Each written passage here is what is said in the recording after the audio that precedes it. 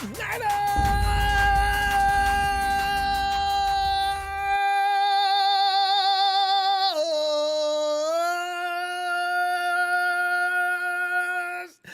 almost broke out starting tonight out with "It Feels Good." Yeah, it feels good. You need a little Tony in there. Fam, football. 49ers football. It's back. Woo, man. Oh, God. Here we go. 2021. Fam, one thing that can be immediately concluded from the 49ers first day of mandatory training camp is that the intensity of the workouts, it ain't gonna wait. They were serious even today. Albeit, no pads, but plenty of dazzling plays. We had some toe drag swag today. What? So, but you can feel enthusiasm from the beat writer notes. Pretty much all of them seem to be saying, you can get the same vibe pretty much from every one of them's write-ups, right? So tonight we'll go to the phones for your reaction to some of the most notable action plays of the Niners' first workout since returning to Santa Clara. Breathe. Yeah, you ever been around somebody who was going nuts and you were calm and they're telling you to calm down? Because I know you're sitting there cool as can be. Let's get right into this, because, I know, right? This is going to stop, though, because my days have been crazy. I can't... Oh, anyway, today kicked off the Niners' first training camp practice of the summer, and the guys did not disappoint with several standout plays on both sides of the ball and a number of players returning from injury. Beat writers got it down, and let's go over what was cooking before we go to the phones. One of the notable plays from the session was during the team's final 11-on-11 drills, as Jimmy, Mrs. Garoppolo's boy James, launched the 35-yard pass off play action to Brandon Ayuk up the left sideline. Ooh. Was that outside the numbers? Hey, Ayuk's man lost his footing as B.A. tiptoed up the sideline for a catch and run. And that man on a mission is the real story of the day, fam. Mohamed Sanu was on the receiving end of another Jimmy G highlight play in tight coverage. Sanu got 2 feet inbounds along the left sideline while hauling in a 10-yard contested pass with his fingertips. Bam. Man, Sanu, that's one of the questions tonight. Fam, are you taking Sanu? Are you taking Mohamed Sanu credit? Are you taking him serious? I mean, it's like we heard about it in OTAs, and the story goes on and on. I would call this phase 2. OTAs, okay. Training camp, we're just getting started. Let's see if this continues through training camp. If they put on the pads and Sanu is still showing out, I'm telling you right now, Jalen Hurd, get up and get on that field. It's looking pretty scary out there for you, bro. Because, you got to be Sanu impressed in his first camp with the Niners. Shanahan said post-practice that he resembles a wide-out coach during their time together with the Falcons. What? Kyle, don't play with nobody. Kyle doesn't play with people, though. Kyle's not going to say good things about you unless there's something good to say about you. Or else he'll pass over by saying, something. He'll say something blasé, but he won't say things like this. Coach said Sanu's in a much better place this year, quoted, compared to his short stint with the Niners in 2020. JG was 9 of 10 on a day, and then, boom, ting, the just side this time. Trey Lance saw second-team reps behind JG and made several standout plays in his first session. Mrs. Lance's baby boy, he aired it out on multiple occasions, including a 35-yarder up the sideline to a go route. Debo! Lance also connected with George Kittle on a deep pass where GK hauled it in to catch over the defender for a big gain. Woo-wee! Contavious Street said, take my name off the list of players walking on thin ice. Street recorded 2 would-be sacks during a full team workout. Now, I know this is the time of year when the defensive linemen have an advantage over the offensive linemen because of the fact that pads play a big role in what the offensive lineman can do. But remember, Street almost had to call an ambulance last year when we played the Saints when he almost killed Drew Brees, who was wrong. Boy, Street was wrong. There's no point in rehashing the fact that he was wrongly flagged. That was a nice sack. You could tell that was not intentional. He rolled to the side. I mean, come on, man. When you're a Hall of Fame quarterback, they give you these kind of breaks. I know. Jordan Willis and Eric Armstead also notched a sack a piece on the day. Tim Harris Jr. Do you remember Tim Harris Jr.? I mentioned him the other day. I said, you remember Tim Harris? I said, they had to think about it first. Yeah, well, yeah. Yeah, Tim Harris, the forgotten man, broke up a pass from JG and did it for Debo. That's why Jimmy didn't go for 10 because of Tim Harris. Ayuk, Sanu, River, Craig, Kraft, Simba. Hey, do we pronounce the N in this guy's name? I need to go Google that up. Is it Simba and Simba? Simba Webster, Raheem Mostert, Richie James, and Travis Benjamin all saw reps as return specialists. By the way, Nick Bosa, D. Ford, and Jalen Hurd were all on hand for the start of practice for individual drills. Of course, they are running around with bubble wrap all around their body, but as Coach Shanahan indicated yesterday, the trio would be eased into full team work. We're not going to put them back out there in harm's way right now. Thank you, Coach, for not being stupid. With Bosa and Ford on the sidelines for team drills, Armstead and Samson Ebukam saw first-team reps at defensive end. And you know, family, I'm gonna go over some things that Grant said just real quickly here, but for that reason, that has entered into why both JG and TL just tore up. Eric is good, but you know what? He is not an edge rusher, okay? And stop trying to make him one. He's good. If you run play, if you want to seal the edge, say Eric can do that, boy. He'll do that for you really well. But it kind of worries me that, well, anyway, Javon Kinlaw did not participate in team drills due to having experienced swelling in his knee while traveling following his offseason surgery. And the Niners are opting to be cautious in his return to the field. Thank you, 49ers. Let's not use anything but good sense.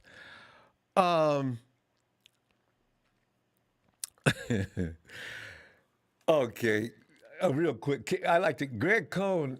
You got to check out what Grant says, because Grant, even though he may be a little tough about it, he still saw something. He wrote it down, and you can take from what he says, depending on how you feel about Grant's takes on these things. But he mentions wide receiver Kevin White beat number 1 cornerback Jason Verrett with a curl right on the outside, while White is a former top 10 pick whose career has never taken off because of injuries, and he is a long shot to make the roster, but today was a step in the right direction. I do wonder, was Jason really intensely serious? I get a feeling with no pads, Jason said, you know what, I mean, he's out here busting ass. He can go ahead and do that. I got my job, okay? I may even give him a break. So I'm kind of glad Jason ain't going crazy. Also, he says he ran through the first-string defense for a 75-yard touchdown on the first play of practice. See, these are the things they don't tell you about on some websites. Most of it's still an animal and the fastest player on the team. We knew this. See, this is why I say when people start talking about Trey Sermon and everybody else, I like Trey Sermon and Wayne Gallman Jr. and all these people, man, but you ain't. I'm not taking most of it out the works here. I still need him to do that and embarrass and break teams' morales down by zipping through the defense in a heartbeat and into the end zone as they're just now standing up and turning around. I thought you had him. No, man, I was taking care of my gap, man. You know what you supposed that was your gap, man. Since I stepped up, he was past me. Mostert is not a human, man. The dude is like, the guy can move at that speed, and if you have ever played ball or ran track, you coming on the blocks, some guys come on the blocks like that and get an edge, and they can win races like that. Playing football, guys that are quick versus fast is a scary combination because quickness is more a cousin to reflexes. So if your reflexes aren't quick, he's going to embarrass you in front of all your boys, and the girls going to be up there in the stands laughing like they do in high school, and you will hear that, ooh, and that is looking at you. He is like got the quick twitch quickness, and then on 100 yards, he will hurt your feelings. Heme is the complete scary package. I ain't gonna tell you I've been there and done it, seen that. I ain't gonna tell you that. Just let you know. I'm just saying I read about it. Embarrassing me like that. And then tight end George Kittle caught just one pass, a long one from Lance. Kittle used to get more action in practice when he was younger. Now Ayuk gets the action. It was pretty much a Brandon Ayuk day. And also, Daniel Brunskill took all the reps at right guard with a first-string offense. Aaron Banks might take the job eventually, but not anytime soon. You know, we were concerned about this. We said, you know, Aaron Banks is big, meaty, and fast and agile, but let's not discount the fact that Brunskill, he don't own Aaron Donald, but he'll do until the real owner gets there. Brunskill does not like, Aaron Donald cannot sit up and tell you, yeah, man, I love playing against the 49ers. That dude, Brunskill, no, he ain't going to say that. He is not. It's been more than one occasion that Brunskill and Donald have tangled. And, of course, there were some schemes involved. But there were times when the tape isolated, it was Brunskill one-on-one on Donald. And Donald was not getting nowhere. And Dre Greenlaw broke up a Jimmy G first pass attempt at of the morning. A risky throw over the middle intended for Ayuk. Greenlaw read Garoppolo's eyes and broke early on the pass. You know, it's so funny because Grant didn't mention who threw the pass to Ayuk in 11-on-11 drills. It's okay. Grant, I feel you, man. I know. It's cool. Tavon Wilson, strong safety, Tavon Wilson, played with the first-string defense and stripped the ball from running back Trey Sermon. Wilson seems to be the Kowalski T's primary backup for now. You know, because I'm still wanting Jefferson. Man, we'll see. And the pass rush, Nick Bosa and D Ford returned to practice and warmed up with the other defensive line, but neither participated in team drills, which means the pass rush was awful, or terrible, as Grant puts it. Just like last season, Eric Armstead rushed from the edge and got nowhere, while Samson Ibukum went against Trent Williams and got owned, which means both quarterbacks had forever to throw. Anyway, fam, you know what? I tell you what, of what you've probably already taken in and what I just went over here, let us get your synopsis, your rundown, your feeling on day one. Did you take it too seriously? Just take it as, hey, man, ain't number day one, man. Don't get excited. Danny Albright, Trey Lance, time to lace those shoes and have a good season, no injuries. Danny, please, man, the word injury, pray, everybody back, keep it in your prayer at night, man. I'm telling you, man, we can't have all them injuries again this year. Ray Jr., what's up, Ray? We back. The boys are back in town. The boys are back in town.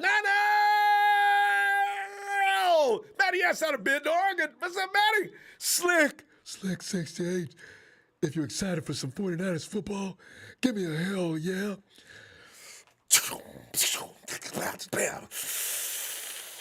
Denise D. TNT knees and a little sidekick. No, actually, that's a big dog from what I remember. Didn't he say he was a retriever? Yeah, Daisy. Football is back. Niners! Woohoo! Soon we'll be singing ooh la la. Ooh la la la la. Ooh la la. Hey, Phil.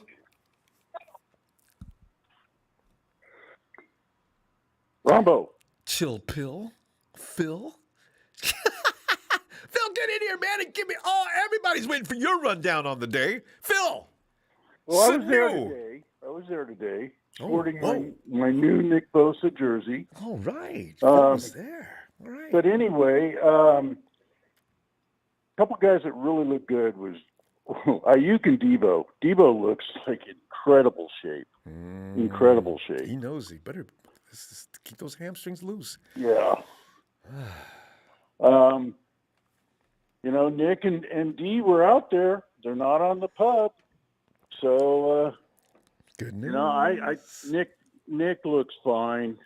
He really does. He had he had a brace on his knee, but it was one of those just stretched knee braces, no metal bars or anything. Yeah. So that's all he had. But they did the individual drills, and you know, Dee was out there working out, and so was Hurd. So you know, they didn't have him in the team drills. What did Hurd look like? Was he moving like? Did he look comfortable? He Did he look looked natural? Did he good look because normal? they had one drill. They had one drill where they had a guy stand in front of them, acting like he was going to do press coverage, and then they try to, stutter step and move around him. Well, Hurd was in there and doing it and looking smooth. All right. So, he can move. The knee's not bothering him. Yeah. Just if he can take contact, that's the only question now. Yes. So, no, and then they're not playing him in the team drills because they're trying to, neither did Kinlaw. Yeah. So Kinlaw, D4, Dick Bosa, and Jalen Hurd didn't participate in the team drills. Jimmy looks good. Trey looks good. Another guy that was impressive was McGlinchey. He ate up on him. See, nobody wrote anything about him. Oh, please elaborate, Phil. Nobody said a word about it in the reports. You can't find anything about Myers. No, he looks heavier. He looks in better shape. I think he's going to have a great year. He looks really determined. I think all the criticism last year got to him. And now he's coming in saying, I'm going to prove you guys wrong. Good. I think that's his mental attitude right now. I think a lot of guys are, bent over the last year's, performance and the injuries. Yeah. So I think a lot of guys came in much better shape because of that. So especially the guys that were injured last year, they worked their tail off. So they look good. They look sharp. The practice was good. We couldn't get close to the players because of COVID, but I thought it was an excellent first day. Mohamed Sanu. Also for Seahawk Rain, Yeah. the Seattle's got more people on the pub right now than the Niners do. He's one of the guys that likes to come in and talk about how we're just a mass unit running up and down the field. He's that guy, isn't he? Yeah. I mean, they got 3 guys on the pub. We got 2. So. And Jamal Adams is still, they're optimistically hoping he shows up for workouts. Well, I'm loving it. Until they give him a contract, Yeah. he's probably not going to show. So anyway, I think we're in great shape right now, looking good, and knock on wood. But the guys came in excellent shape, and they look fresh and excited about being with the gang. I mean, George was out there being George. Yeah. When you say that, was he being serious, or was he clowning around, or was he just being George by just being fantastically good? Well, no, he was good when he had to be, but he was also having fun out there and joking around with the guys. I like when he does. Keeping them loose. And as far as Verrett goes, he wasn't focused on it. He was just going through the motions. I knew it. He knows, like he said earlier, that was basically what the impression that I got.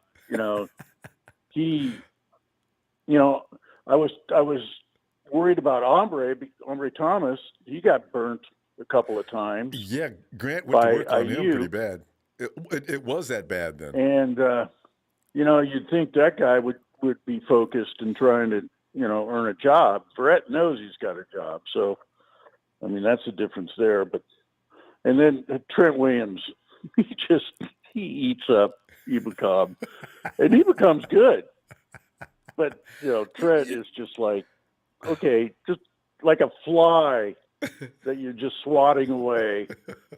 But Phil, you know what? You can't worry about that because how many Trent Williams are there in the NFL? So Ebukam will be better for it. Nick said the same thing. Last year. I mean, even Trent, when he had Nick last year, was handling him. So yes. Yeah, remember what Nick Trent told Jimmy? Yeah, your left side is going to be fine. Yeah, exactly. But I think the right side's going to be fine too this year. Yeah. So I think we're looking pretty good. And with IU, Kittle, and Debo in the shape that they're in, Jimmy or whoever's quarterbacking is going to have a field day. God. And Mostert looks good too. He's running fresh. Did you see that play? So as long as we can keep it this first play to yeah, start it was scrimmage off, the first play. They handed off to Mostert. He goes all the way. God, that's just. Of course, there's no pads, so you can't bump him. You can't hit anybody. So, but it just goes to show or make how contact. Quick so he is. Oh no, he's super fast. He's one of the fastest guys in the NFL. Yeah. So, no, I'm I got my ticket to go to the practice today and just checked everybody out, and I was glad to see Nick and Dee and Hurt, doing the individual workouts. They went through everything individually. Mm-hmm. They just didn't allow them to play on the team stuff. Good. And same with Greenlaw. I guess Greenlaw had his knee drained during the off season because it swelled up again. Yeah. Okay. I mean, that's minor. Hopefully it'll just ice it up. It's still early. It's still early, but the real assessment's Jimmy G coming. also he's got a fire in his eye. Oh yeah. You knew he would. He wants to compete. Yeah. This thing's got his fire lit. I expected that. Phil, I tell you what, I'm loving it, man. I'll tell you what I'm gonna do. Let's tomorrow. We got every day this week. We're gonna see these guys working out. Let's see what I they look won't like be tomorrow. at the practice tomorrow. I only got one ticket to the practices. I guess they limited to a certain amount of people. The practices, yeah. It's sold out. Oh, you look at 49ers.com, you see it's sold in an out hour. every workout. It's sold out in an hour. Imagine, man, everybody's ready for the 49ers to get them back out there. All right, Phil, good stuff. All right, Love that Ronbo. report. All right, fam. See you tomorrow. Okay. All right, later. Night, Phil. Bye. Yes, indeed. What do we got here? We got here NorCal Refrigeration and HVAC. Is this and fam, thanks for that contribution. NorCal, as he writes, Jimmy G, baby. Oh, Brittany. Oh, Brittany. Come on in, Brittany. Let's talk to 49ers. Ronbo. Oh, I tell you, I couldn't wait for this. We've been going through anxiety since last season. It's a traumatized from last year, and can't wait to get back started. It's like, you get slapped, and all you can think about was, I can't believe I didn't slap him back. So now here we are. We get to slap back into 2021. Brittany, from what you're hearing, what are your assessments of today? Were you delighted with what you heard? I swear I wish I lived in California so I can go see the practices up close in person. But at least I was able to watch it live on YouTube. And I have to say, even though it's the first day, everybody looks good. Mm-hmm. They look good. That's what happens when you get beat up. You can't wait to get back. I couldn't tell that Nick had an ACL tear, but he looked really good, even though it wasn't contact. Still, he just looked moving quick. Him before Hurd were looking really good, and then the 11 on 11. Everybody keeps saying like, "Oh, Jimmy was great. Oh, Trey was great." Both of them were fantastic. It's like, even though it's the first day, it's like you thought that one was going to do better than the other, but both of them were just great. It was great. That's going to end up being competition. They're both going to, it's like Jimmy's got his pride as a veteran. Trey wants that job. They're going to put each other to levels not seen in that camp in years. Mm-hmm. And I think that's what they want. Mm-hmm. It's like you hear through the media that everybody wants this QB controversy to be like Alex Smith and Patrick Mahomes. Mm-hmm. But I think it's probably going the way towards what Bill Walsh did, the Joe Montana and the Young situation. It may go towards that way in my eyes, because it's like if you have two guys pushing each other to do their best, it's definitely going to create an even better situation as the season begins. But like Phil said, you just literally see the fire in Jimmy's eyes. He's out. He's on a mission this year.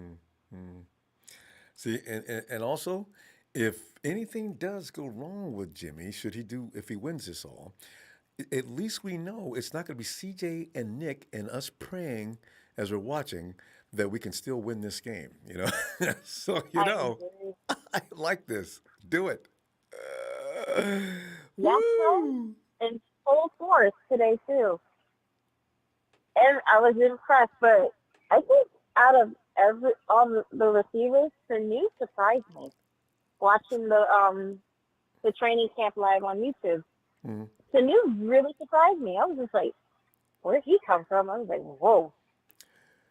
Way different than what we saw a little bit when we had him on the team last year. Now that we got him fully, I can expect more from what I saw today. Did we get him mid-season last year? Sanu? I think we got him before week 2. I say after the week 1 debacle against the Cardinals, we got Sanu. It's always a bad situation. Coming in the middle of the season, Sanu's coming in right at the right time now. He's been working out. He's been prepping. He's been getting ready. You know, your head's in the right place now. Your focus is in the right place. You just got off the plane and come right on in and put on a new uniform and start. You're behind everybody else. If Shanahan saying what he said about Sanu, said he kind of reminds me of that guy I had back in Atlanta. What? Sanu was one of the best third guys on a team. Or in the league. A lot of the players today in the press conference said so many things about Sanu, like he did this, he did that. It was just different. It was like, wow. And so what did Jimmy say? That Did Jimmy say a bad word? He said Sanu looks bleeping good. I said, what? Whoa. Yep.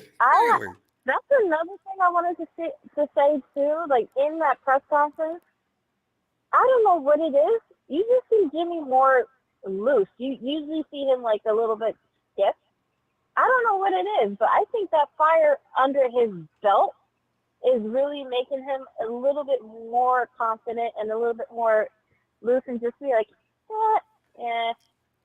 this and that. It's just more chill. You know, here's the thing, Brittany. We're talking about a guy that had to compete with Tom Brady every day at this same time of year. So there exists no competition that he ain't gonna get up for. I got a feeling this is what he's always needed, actually. So we're gonna this see. is also what he always wanted. Yeah, could be. So this is good. We need this. The 49ers need this. We're going to have nothing but precision ball playing now. And if Debo and Ayuk are sharp, we have now got prime-time receivers, Britt, on both sides. Yeah. And then you got GK working the seam and Mohamed Sanu looking like a serious third option. And honestly, you know how much I love KB? If Sanu's looking like Sanu from Atlanta, KB, I still love you, man. But I'll take Sanu. Shh, don't tell him I told you that. Because me and KB, we got close. I mean, I'm one of the only people I knew used to communicate with him on DMs and Twitter. And he used to actually talk back. Right. Oh! You know, it just makes me more excited now to watch practices. I'm just ready for the season to begin. Like, come on, because September gets here already. It's gonna go by. These next few weeks go by so fast. You know, we got preseason games coming up. The thing is, we don't have to wait. We got preseason games coming up in That's right. 2 weeks. Yeah, I think 2 weeks. Yeah. Yeah. So that's gonna be exciting. Oh God, that's gonna be exciting. I don't want to see Nick out there. Brittany, when do you want to see Nick and D put their feet on the ground with 10 other guys? I'm scared. It's like, I do, but I really want him to save as much energy for that first open game we got in Motor City. Especially D. Because D, all he needs is some excuse. D, what's wrong with you? I'd be over there just, get your head off your leg. Ain't nothing wrong with you. Stand up. All right, you're all right. All right, just tell yourself you're all right. Now go to the locker room, take a shower, and I'll see you tomorrow. God. I just want them to save that power for that first game in the regular season. You know, that's probably what they're going to do. Brittany, I'm going to see you tomorrow. We're going to do this all week. Can't wait for tomorrow's game. So now I'm looking at like games. Tomorrow's workout. Yeah. Have a great night, Brittany. See you in a bit. Have a great night. Thanks. Thanks. Oh, God. This is hey, Russell. Hey, what's up, Mr. Ronbo? Russell, man, we're sitting here having fun hearing about what happened in practice, but you can tell football fans getting all overly excited over practice. I'm talking about practice. You know? No, I feel you. As you was just talking to old Brittany there just now, I was like thinking to myself, I was like, that would be cool to go to a game and have you be there and have a little what do you call that, a tailgating little party, or, you know, just hanging out with the fans. I thought that'd be pretty cool. Oh, it was catch up with So, find Phil's question truck. for you. Mm. Question for you, sir. Normally you ask the questions and you say, you know, what do you think of this or that? I did not get a chance to see any of the practice today, and I wanted to ask you, do you know if there's anywhere where you can watch that? I seen the Niner Height video, but it was only like a minute long, and I was just curious if there's anywhere where you can watch like some of the practice from today.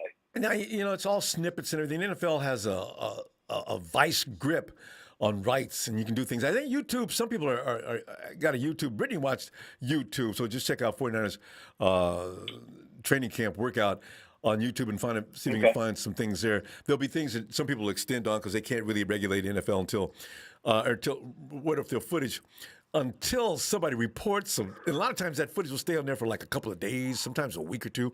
So it's really funny. People are stealing footage.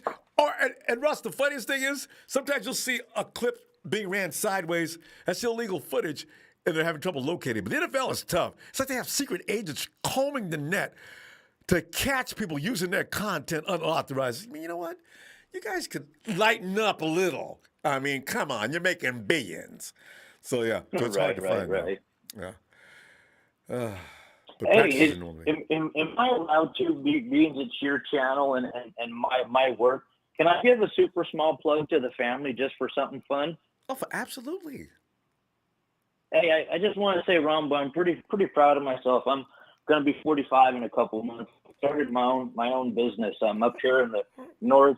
It's North Cali. It gets like 115 degrees. So I started myself an air conditioning shop. And I just wanted to say I'm in Red Bluff. My last name's York. Everyone should be able to remember that one, right? Easy. But it's called York's Auto. And I want to say if there's anyone in Northern California that's ever close, I'll give a half discount for AC service. You know, if anyone comes in there and mentions you, just to meet the cool family, you know, that'd be awesome. I'll give you half off for AC service. So that's for any of the family. Anyone that's listening, if you want an AC service and you're in the neighborhood, come in and you get half off just for knowing Ronbo. Russell, do you see a lot of 49er fans in that area? Because the fact of the matter is, you know, as hot as you're talking about it is, you should be in big demand. So you know. Yeah. I'm 2 weeks out right now. I'm doing engine jobs, and I'm an AC second generation. So I specialize in AC, but I'm doing engines, you name it, you know. Skills. My God, Russ, proud of you, man. Good job. I appreciate that. You're the cool cat, though, you know. Thanks, Russ. Russ, what's the name of your company again? York's Auto. Right. There you go. York's Auto. Stop in. No, I just thought that'd be cool because, you know, one of these days I might get someone come in and be like, hey, I remember you from Ronbo. You told me you'd give me half off. And that'd be cool just to shake a fan's hand and just say, hey, because I actually, my kids got me all those. You got to be a Niner fan to park here and, like, you know, Niner Way and things like that. So I have all that plastered in my shop. So it's definitely Niner orientated. That's for sure. That's awesome. Yes, sir. Well, so question for you as far as the Bosa. What do you think they should do for Bosa and not starting them as far as what do you think? See, Russ, you can't ask me this question. I'm worse than his mom. You know, I said, you know what, guys, let's. But you know what? Kyle made a good point there. You got to get your players ready for the season. You got to get that. They got to get that callus on them. They've got to get that what you need to go into the season, so you don't have that dominoing effect of players going down one at a time. So Nick's got to get out there and get busy. And you know, the Bosas are a different breed of human being. No jokes. You know, he'll get in there soon. We're gonna wince though on every play until the season starts, and then even after the season starts, you know, because Bosa is the heart and soul. Next to Fred, they share one half of the heart each, but it's their defense, you know.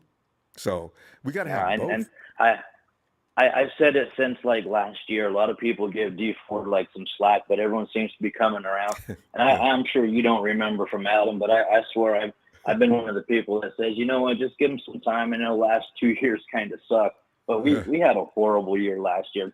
I honestly think D Ford, you know, with him being courteous and giving some of that cat back just so he could help out, and then staying here, I have a gut feeling that guy's going to come out and be a beast this year, because you know how embarrassed I would be to have everyone talk bad about me, saying I let him down. I would come out there and wreak havoc, and we know he can. So I'm hoping he comes out and just crushes it this year. I'm looking for that to happen too. And like you're saying, you know, no matter what these players say, no, I don't have social media. I don't have no account. I don't listen. Yeah, you know, you don't have to listen. Others are going to tell you, people you know. I mean, I said, hey, I can see me. Hey, Russ, you know what? Somebody said you're playing, man. It's just what? Who? What'd they say? You know, you're pretty soon you get all the details, whether you want them or not.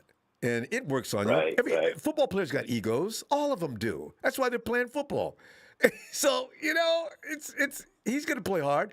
Look at Mike McGlinchey. There's another guy. He heard it. Yes, sir. You can tell Mike when he sits on the press conferences he's heard enough. So, yeah, I expect. Yeah. Right. Well, hopefully he'll tell Grant pound it. So. And beat just writers. pounded Grant. No, I know they have a lot of fun with each other. Oh, yeah. And you know who's really good at dealing with the media? You catch George Kittle. When he sits down, hey, guys. Hey, good to see you again. Hi, Grant. I got a kick. Hi, Grant. No doubt. The last guy you want on your butt all the time is Grant. Because Grant is like, he digs in on you. He really says nasty things about you. It's, you know, we saw the interview with Jimmy, right? Jimmy just went calm and told him, we checked you out, and you are one of the best at what you do. And he called him that name, you know.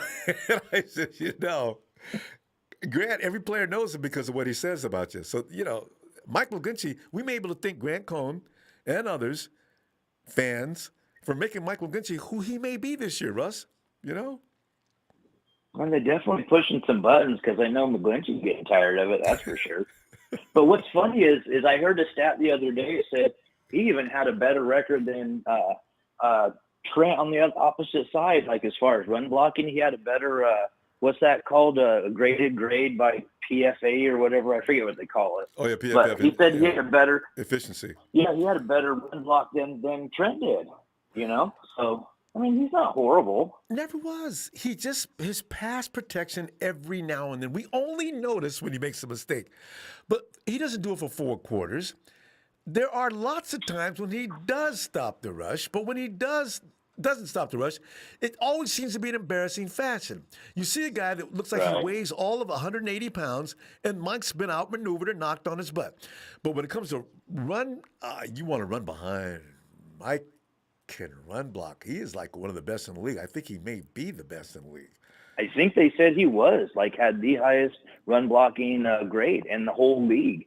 I was shocked to hear that. Everyone says he's good at it, but they said he had the highest. I could be wrong. I'm going off of some stat I heard on some YouTube or some fact or they've news been talking or something. about that I don't remember. On more than one outlet for a long time. You remember that year against the Raiders, Mike McGlinchey? Mike ran all the way down the field, road grading for Mostert. And I said, is anybody – I'm watching most of it. Are you guys watching Mike McGlinchey? Right. Keeping up with him, right? You could see Joe Staley in the background, because Joe's back down, hit halfway down through the field. McGlinchey escorted him into the end zone. And I said, you know what?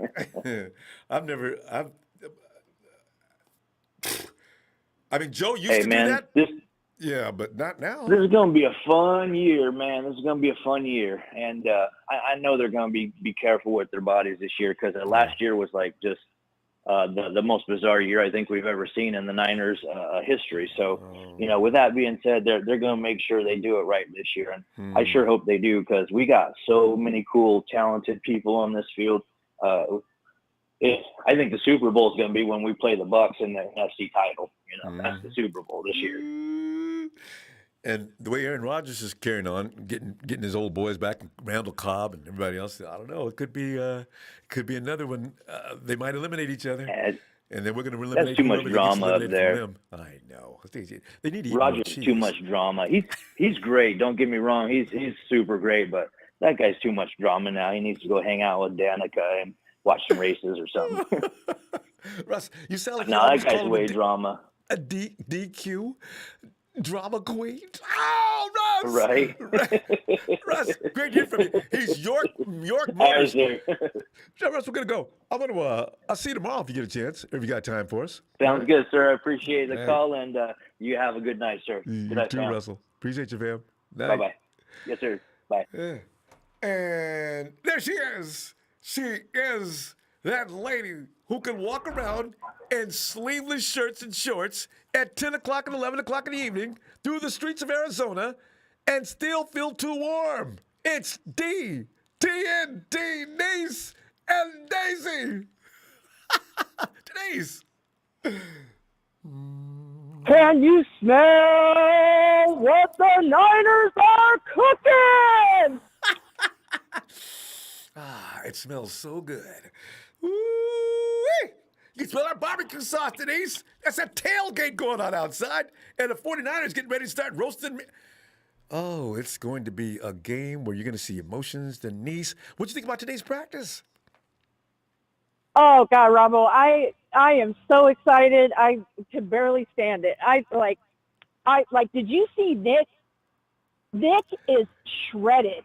That boy is shredded. He looks lean, but he doesn't look thin. He looks shredded. Oh. That boy was in his stance. His calf muscle was bulging out. I was like, damn. I'm like, boy is shredded. He is. I was like, dang. And you know what? Jimmy's interview, loved it. I loved it. And for everybody on Ronbo Sports, let me pat myself on the back real quick. Who said it? Who said it last year? That would be Denise Stranger, who said, you watch. If they get a quarterback, Jimmy G is going to get a fire lit under his ass, and he is going to come and ball out. Yeah, that's right. Pat, pat, pat. Thank you very much. And Denise, you look at Nick and you look at CJ.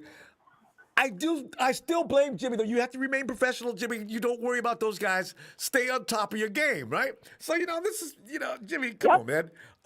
It's hilarious. Although he looked good in practice sometimes, but there are days when Jimmy was not sharp in practice, and I used to laugh about that. But during the game times, yeah.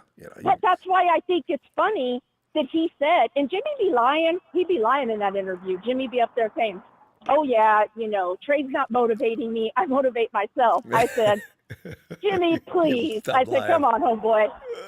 I said, stop lying.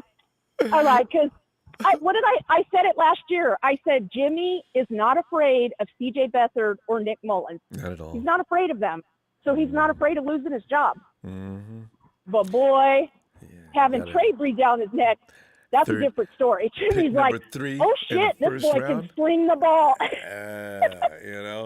So, so look for Jimmy. I said Jimmy G after week 7 will be in the top 5 QBs, especially you got Ayuk out there and Debo looking good. He's got prime-time receivers. He's got George Kittle. And Mohamed Sanu is going nuts. Look out, NFL. It's about to happen.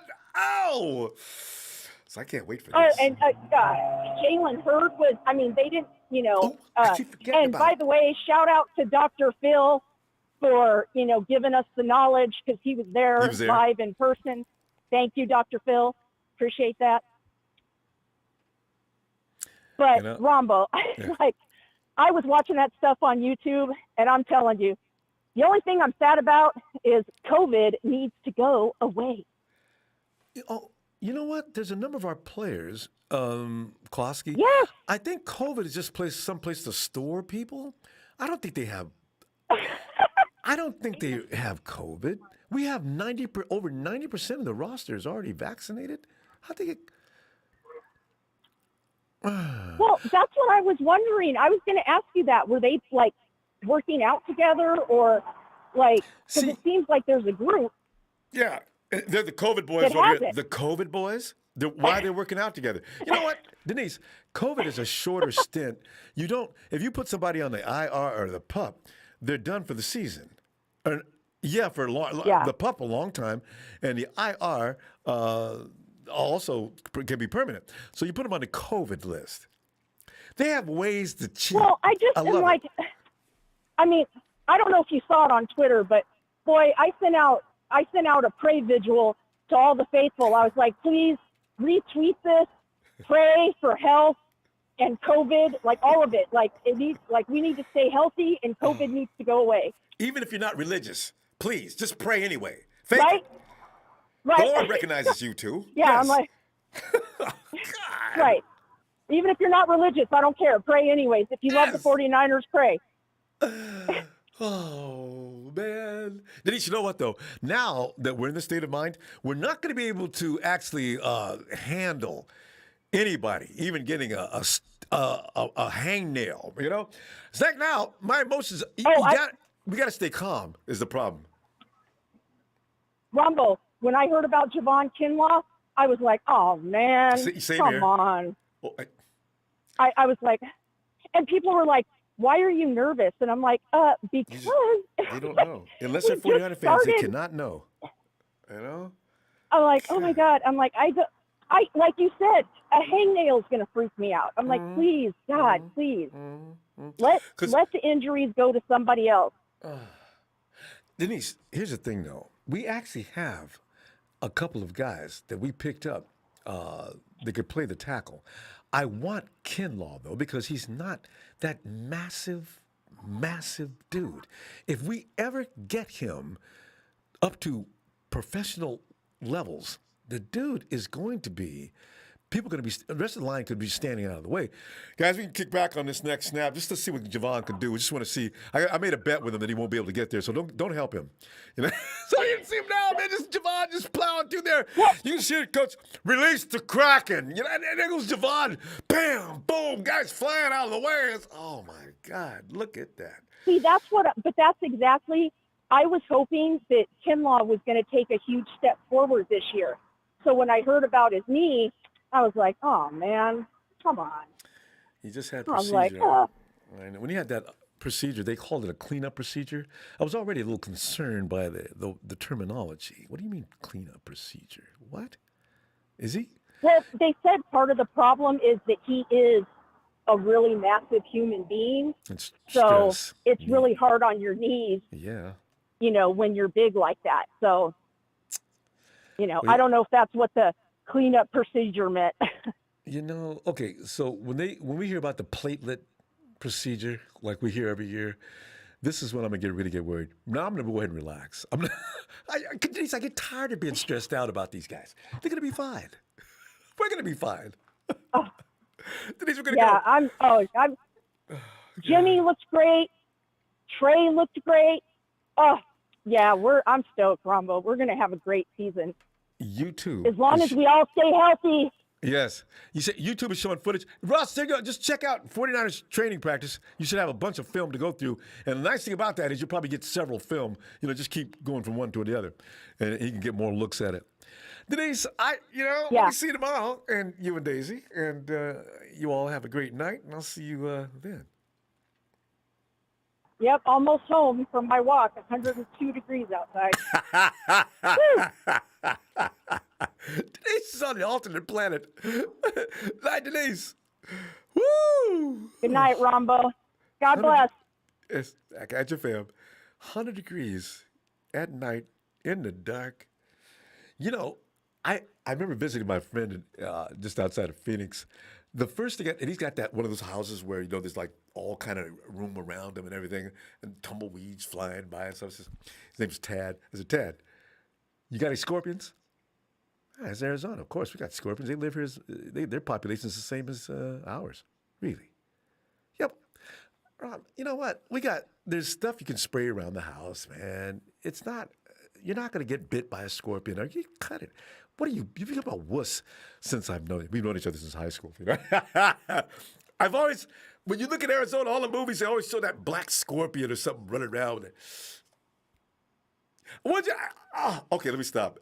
Papa Dragon knows what it's like to be stung by a scorpion. Papa Dragon! I ain't gonna lie, but let's get ready to Ronbo. I'm arachnophobic, and scorpions take me to the next level anyway. You know what I'm saying? But Pop, how you doing tonight? Ronbo, I'm doing awesome. How are you doing, man? Oh, fabulous. You know, we got football season. If we could go football season 12 months out the year, I never would get tired of it. You know what I'm saying? We wouldn't have no players because they'd all be laying up in the hospital. It is 12 months out of the year. I know, you know. It is 12 months out of the year. It's true. Because I never stopped. It's the action I'm talking about. Because that last game was always like a withdrawal. You know, you're sitting there, oh, man, I need a fix so bad. But, Pop, I know you got some assessments about today's workout. What's up? You know, I was definitely wrong about a couple of things, but I was right about quite a few things. But I will say this, obviously, want to give a whole lot of proper respect to Jimmy G. He was G Money today. From the practice field to the press conference, he was G Money today. I'm giving him a lot of props. But you know what? Competition brings out the best in people. It's that simple. It's no matter what you do. I've seen it before. I've seen it before. You can have a guy who runs a 5.8 40. And then they bring in a new quarterback who runs a 4.5, and then all of a sudden the guy who doesn't move he's sprinting out to the right, sprinting out to the left. And, the new young quarterback is throwing a football off schedule and with sidearms, and now the old guy's doing it. So I mean, honestly, that's probably one of my biggest highlights. I'm super, super happy for Jimmy G. Looking good. 9 for 11 today, and what's really impressive about that, honestly, is the fact that Trey Lance was 8 for 10 with 2 deep passes, one to Kittle again down the sideline. Yeah, what I saw. Knocking on wood, Jimmy reminded me of Jimmy from 2017 today. Now, take it with a grain of salt because, again, this is just practice number 1. No pass. We also had 5 defensive starters were missing. Including defensive line. That's obviously the truth. Got to give some serious props to Shanahan because, whatever he's doing as a coach, his players play hard for him all the way down the roster. Always, even last year, they play hard for him. Yeah, I know they play hard for him. They practice hard for him. So what I'm seeing is very, very encouraging. I also like his approach, which is old school. You come in as a rookie, you're a backup until you earn it. Yeah. Now, a deal that I see happening though is Trey Lance he doesn't look like a project quarterback to me. He looks like a refined quarterback. And what I mean by refined, I'm talking about his quick drop. There was a play where he got blitzed, and he stepped up in the pocket and delivered a 20-yard pass to Ayuk. So he comes from the same system, though. Right? Well, we knew that. Right, we knew that. No, we knew that. Right, but we knew that. But what's amazing about him that's franchise is that arm strength, that composure, that level of leadership. Like I say, I never heard of a backup quarterback or a rookie quarterback, practicing with starters in the offseason. I never heard that before. Never. I never heard that. So, yeah, I think at this particular point, if he beats out Jimmy G, he's going to beat out the best Jimmy G. So, in other words, Jimmy G's not packing his bag and saying, I'm out. Jimmy G's playing and dropping F-bombs in the press conference. So Jimmy G is his head's right. his head is right. His head is right. But I was wrong. Because I said that Lance would sign after Wilson, and Wilson's still not signed. So I was wrong about that. Ooh. I was right about Sanu. I forgot about Wilson. Yeah. Yeah, I know. He's holding out.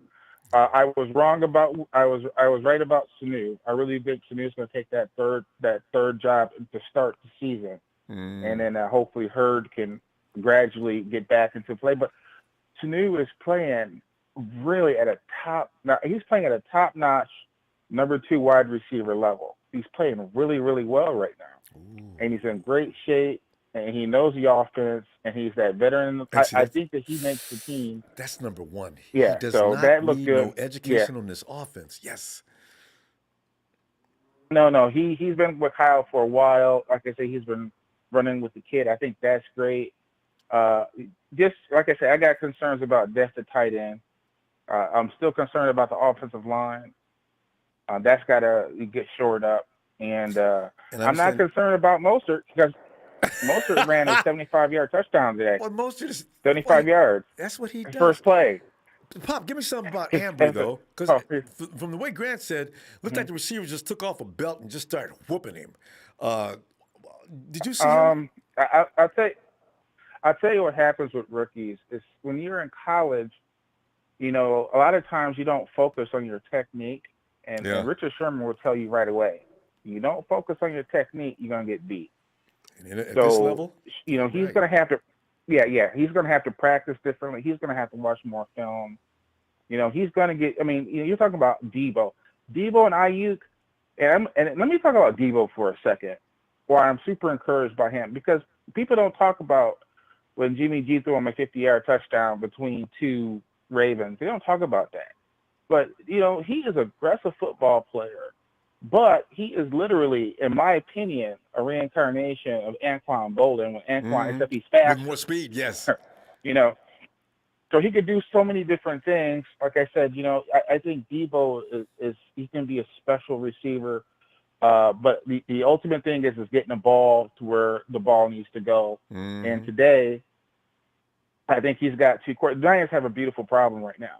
It's a beautiful problem. But I will say this: if it goes this way, and Trey Lance beats out Jimmy, okay, because they're pretty close, and he beats out Jimmy, you are possibly looking at the 49ers being a dynasty. I'm being straight up. You are looking at the possibilities of the 49ers being a dynasty, because if the young kid is playing like that in the pocket, playing the quarterback position the way it's supposed to be played, and he hasn't even started running yet, we're in for a treat. We're in for a treat, straight up. Ambry Thomas, though, just a young kid. Got to work on it. Got to work on that technique. He'll get there, but for some quarterbacks, it takes time. Like they have to kind of, as long as they go in an upward trajectory, kind of like Eric Davis. Remember Eric Davis? That's what he reminds me of. Eric Davis was like, okay, he's okay. All right, now he's a good number 2. Oh, okay, now we got Deion, so he'll be all right. Oh, he's getting more work. He's getting better, and now he's a Pro Bowler. Yeah. You know what I'm saying? So it's that kind of trajectory he'll probably. It's like you're saying, at some point you start to be bothered and you're motivated. Your engine starts to work a little harder. You do a little bit more. That's just the way it's going to be. Pop, we're going to run out of time because we was having too much fun again. It was a beautiful day, man. It's beautiful to see it. Oh, yeah. It's a beautiful day. I can't wait till tomorrow. Oh, God, yes. And in the next 3 weeks, all kind of workouts. All right, fam. Oh, Niners all day, though. Yeah. All right, shout out. Twice on Sunday. Yes. Oh, Pop? Okay. Yeah. I thought you were going to say shout out. Go ahead and finish that up because we got to go. Yeah. Shout out to production. Shout out to the Niner Faithful. Shout out to Brother Ronbo. And as always, Niners all day, baby. You abbreviated it.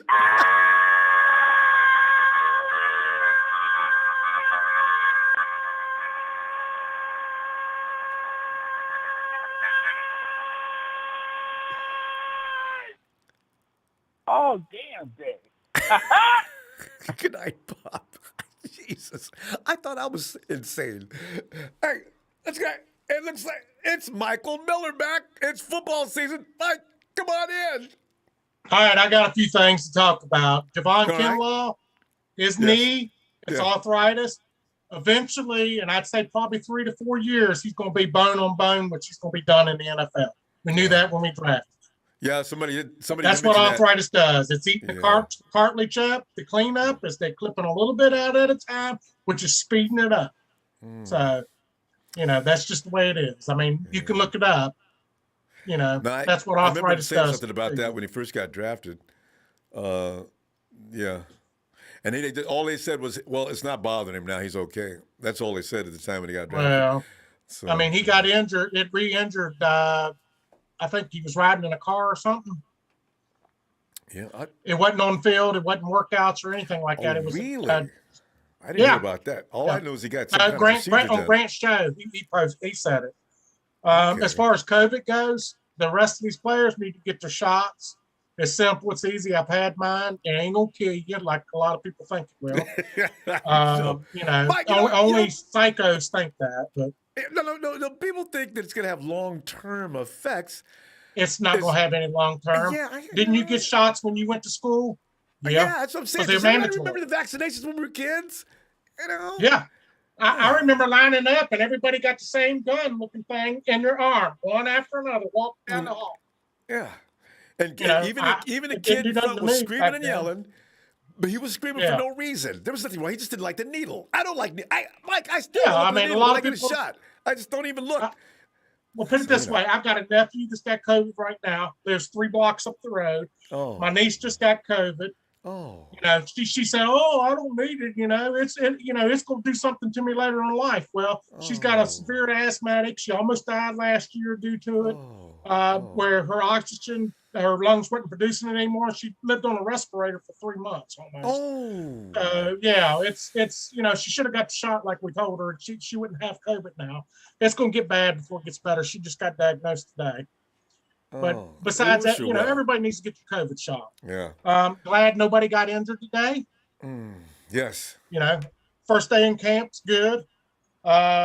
Jimmy G, in my opinion, did not do as good as Trey Lance, even though he did do good.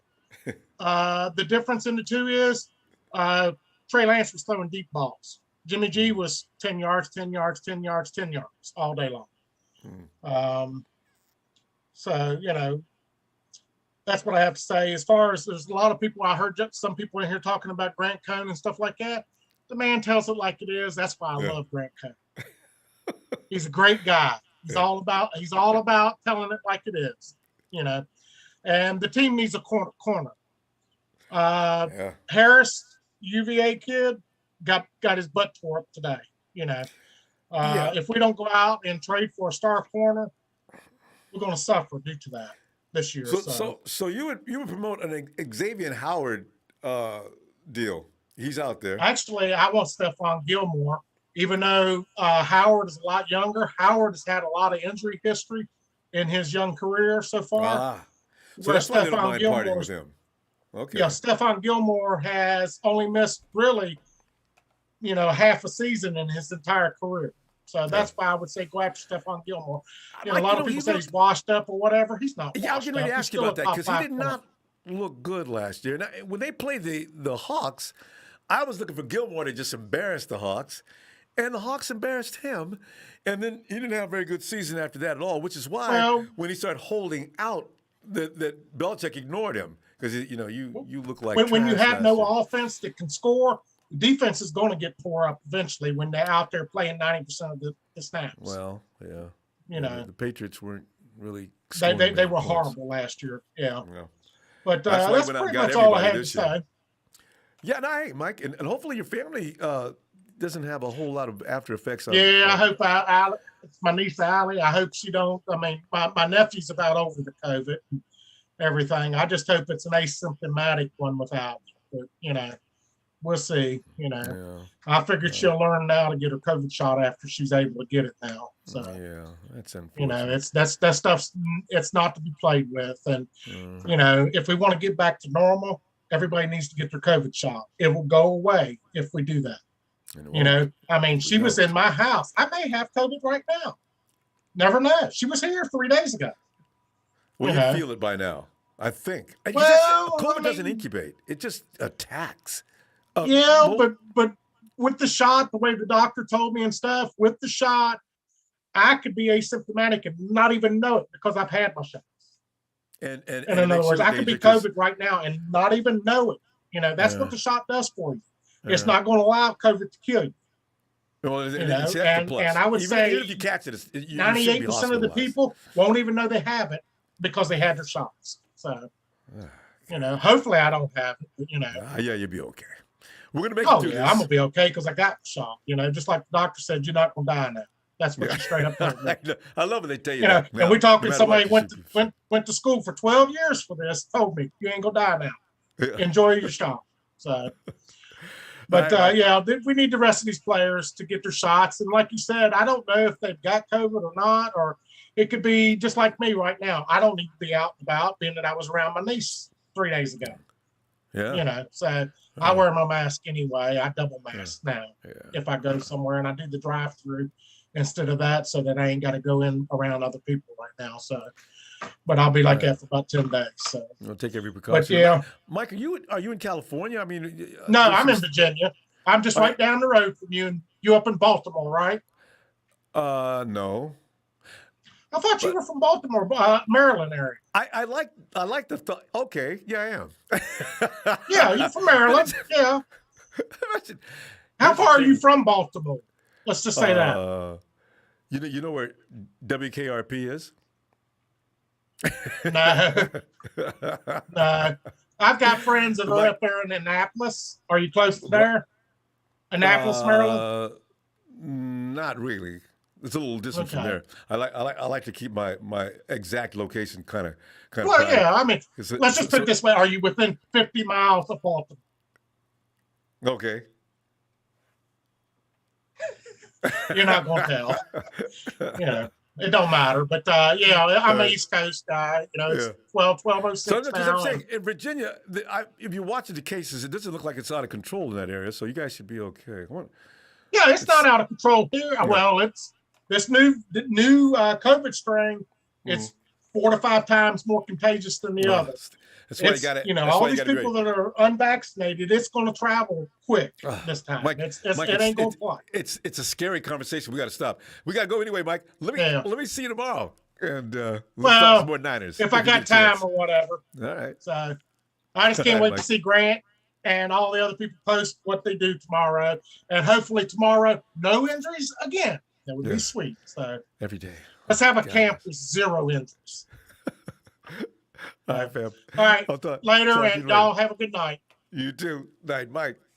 There he goes. Oh, man. Hey, let's, oh, there he is. It is Emilio.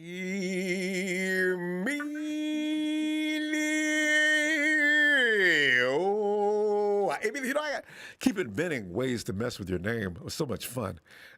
I don't know where man, they used to create so many nicknames for my name. It was just funny. It just rhymed with so much stuff. I was like, God. But I was like used to it. Didn't really bug me. That means everybody likes you. You know what I'm saying? You always mess with guys like that. It's go Millie Mill, Millie O, Millie Joe, Millie. You know, just a whole bunch of stuff. I just. And that means if you was around your wife or the kids or your mom or something, who is he talking to? Yeah, he's talking to me. Oh, people, be like, who the hell are you talking to? Emilio, hey, so it's first day, and of course we're so hungry for football. A lot of us are like going nuts over everything that happened today. The best thing, really made me laugh though. Denise talking about Nick out there looking like Adonis. You know what?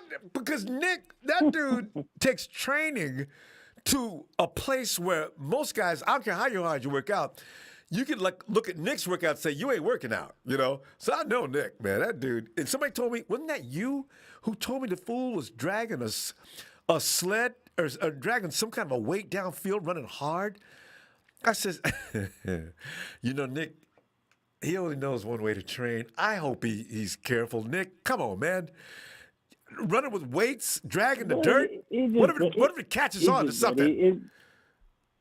You think about it, because you got to think about it. His dad, his brother, they're all football players, so at all high levels too. He should already know by now at this point.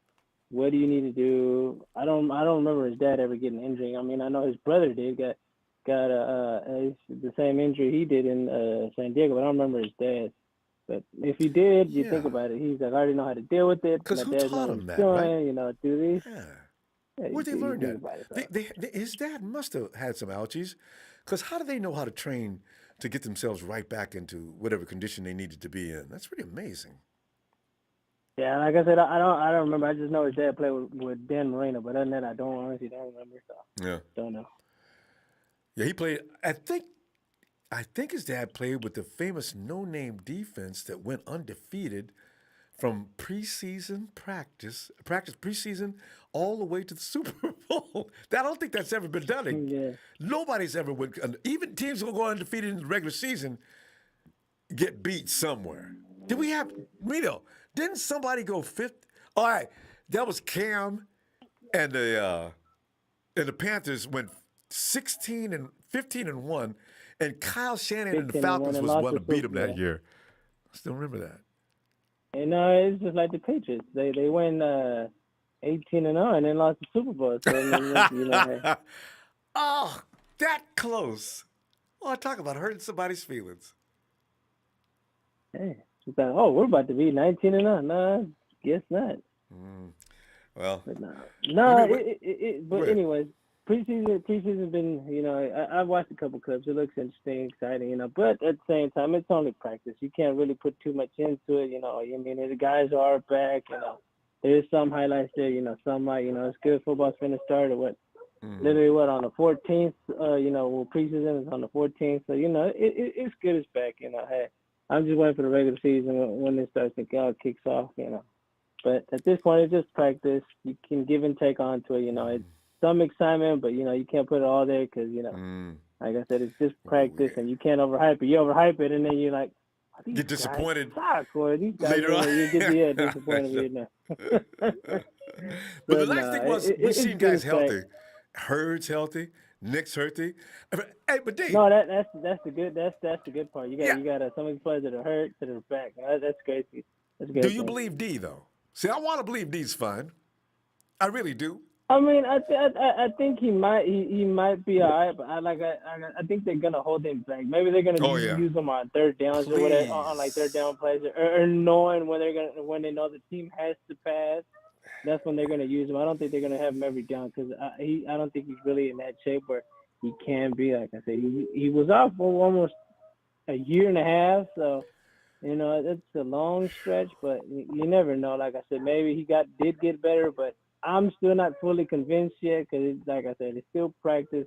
Anything can happen, and all of a sudden, come preseason, he can't play and he's done again. So I just wait. I just think he's only going to be used on. D, I'm ready already braced. I'm expecting it. So when they say it looks like D Ford is nothing serious, but D Ford is probably going to take off the next week or so. I said, you know what? I ain't even going to say nothing. I ain't even worried about it. You know why? Yeah, because I knew this was coming. I'm only expecting him on certain downs. He's not going to be every down player like Both is. So I think that's what I'm taking as of now. With Ford, it's just on knowing pass plays and third downs, knowing that's when he's going to be in, or they're like on like maybe. You know, long down plays. Other than that, I don't see him. And D's not that good on run plays anyway, so he can sit down anyway. We put Bukum out there, or let Eric Armstead seal that edge. Much. Yeah. I mean that's why we got that's why we got Kinlaw and Bosa. So you know, and you got DJ Jones. We got plenty of guys that can stop the run. So. We don't need him for that anyway. We need him to do what he does best, and that is zip around that corner before anybody knows what happened. Corner. Yeah. Pretty much. So.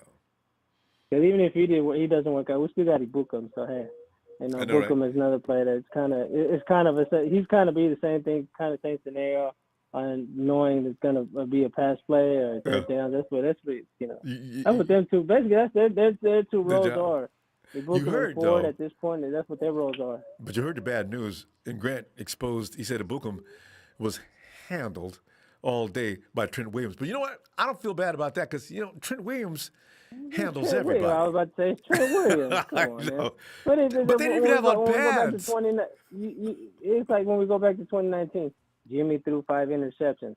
It's just like, come on now. It's just, people would not stop like talking I said, about that. Back to the same thing. It's practice. It's not even preseason yet. Preseason's in 3 weeks, so it's just practice. You can't put too much on it. You can't too much and too less on it. It's Emilio, it just shows how good the defense was that year. I had a feeling that the defense was going to be. I didn't know how good they were. I said, you know what? Playing against our defense is probably the roughest competition anybody's going to see all year. I was right. Boy, Aaron Rodgers doesn't want anything to do with the 49ers defense in 2019. Nobody does, boy. You think about it. You actually want you book him to struggle, because if you think about it, if he's struggling with Trent, okay, that all that's giving him is more practice. So then once he learns how to get around them, it's gonna be a lot easier for anybody else. So nobody can stop him. Talk down to him, make him feel like he's crap at ever had. Yeah, it just takes a minute. Like I said, it's just the first day back. This is everybody's class. Day. Like I say, don't put too much on it. Don't overthink stuff. Let's get through it. Let's get through practice first. It's day one. Well, here we go. I'm going to tell you what. Who's that? That's a little girl back in there singing now. She's it's my daughter. It's my little daughter. She's playing on the iPad over here playing Roblox. And singing. She must be winning. She's having a good time. Hey, yeah. I'll see you tomorrow, fam. All right. All right, I'll holler at you, man. Yeah, all right, you have a good night. Nighty. And I've been worried about Tommy Huxley. I haven't seen.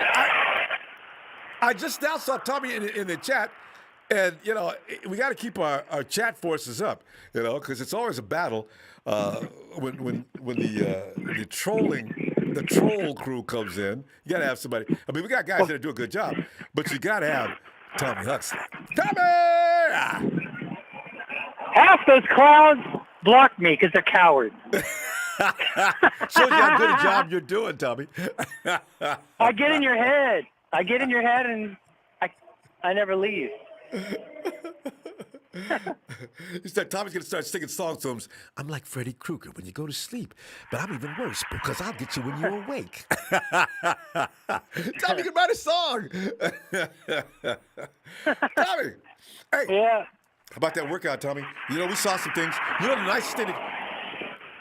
Tommy, are you working on a road crew? No, I was on a run, and now I'm walking. Oh, yeah.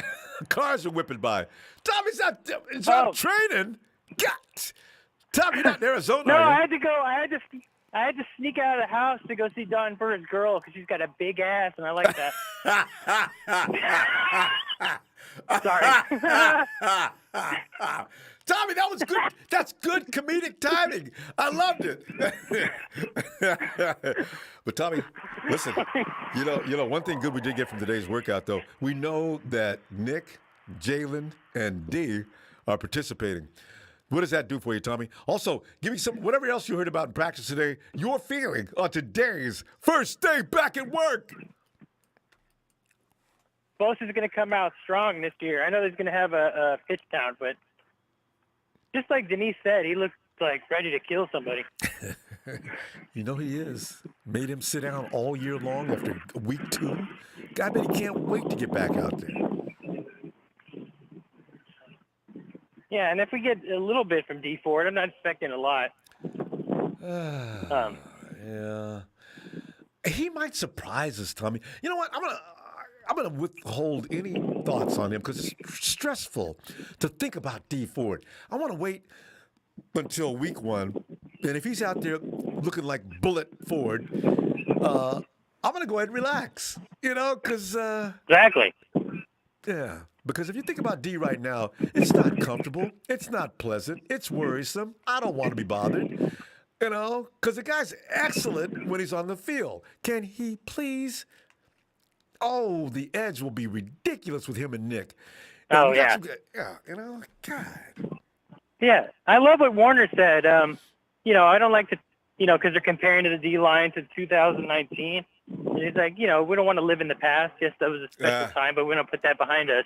Why can't 2021 be better? Yes. Which it will be. Yes.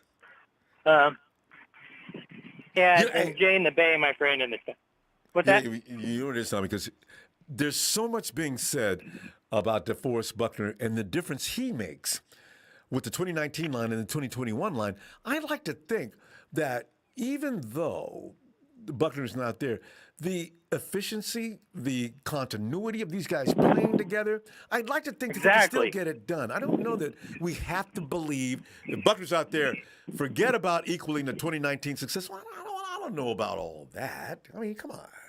We still and Samson Ebicon being handled by T-Dub. Of course he's going to get handled. I mean, everybody I think like Jay and DeBay said in the chat, which he took out of my mind, but we were thinking at the same time, it's great practice for him. So yeah, because who's better than Trent Williams? Who's even scratches the surface? A couple guys, but maybe the guy over in Green Bay. I forget his name. Yeah, that's the guy I was thinking of. Yeah, but after that, and Trent's probably ranked at least a little bit above him. So if you're going against the best in the game and you're getting handled, there's no shame in that. Right? Even Nick last year was struggling, and I remember he told Jimmy, he just told me there's no need to worry about my left side. I said, Nick, are you giving up? Yeah. Come on, Nick. I can't wait to see that battle between freaking Penei Sewell and Nick Bosa. I don't know if Penei can handle it. I mean, unless he's half as good as Trent Wirfs is, but nah, this is. Are we talking about Detroit? Is that who's? Oh, Penei. Yeah, Detroit. Detroit did pick up Penei, didn't they? I forgot about that. Yeah, but John Burr is spewing a bunch of bullshit that's not even true. They're not a top 5 O-line. They're not ranked top 5. I mean, who in their right mind would rank that? Yeah, well, for 2020, they ranked them at number 10, which is generous in my opinion. You got one good player. And we don't know Penei. How many guys come out of the first-round offensive linemen that did not live up to the hype and got burnt? The Giants had a guy, Flowers. They're still talking bad about Flowers. He's a first-round pick, right? So don't. And who the hell is the running back? Yeah. Who the hell is the running back on Detroit? That's a good question. We don't even know what style of offense they play anyway. I mean, can they even run block? Well, yeah, Jared Don Goose. Burr, who's your running back? Don says I heard my name like 5 times. Who's the running back in Detroit, Don? I don't remember. Nobody. A freaking scrub. No, but that's going to be a good battle. Yeah. Well, do the Lions have a pass rush?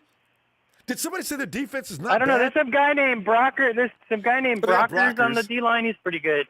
Yeah, for the Rams. I don't know anybody else. Don Burr's not answering that question about who's the running back. Even Don Burr is unaware of who the running back is in Detroit. Now, this is special.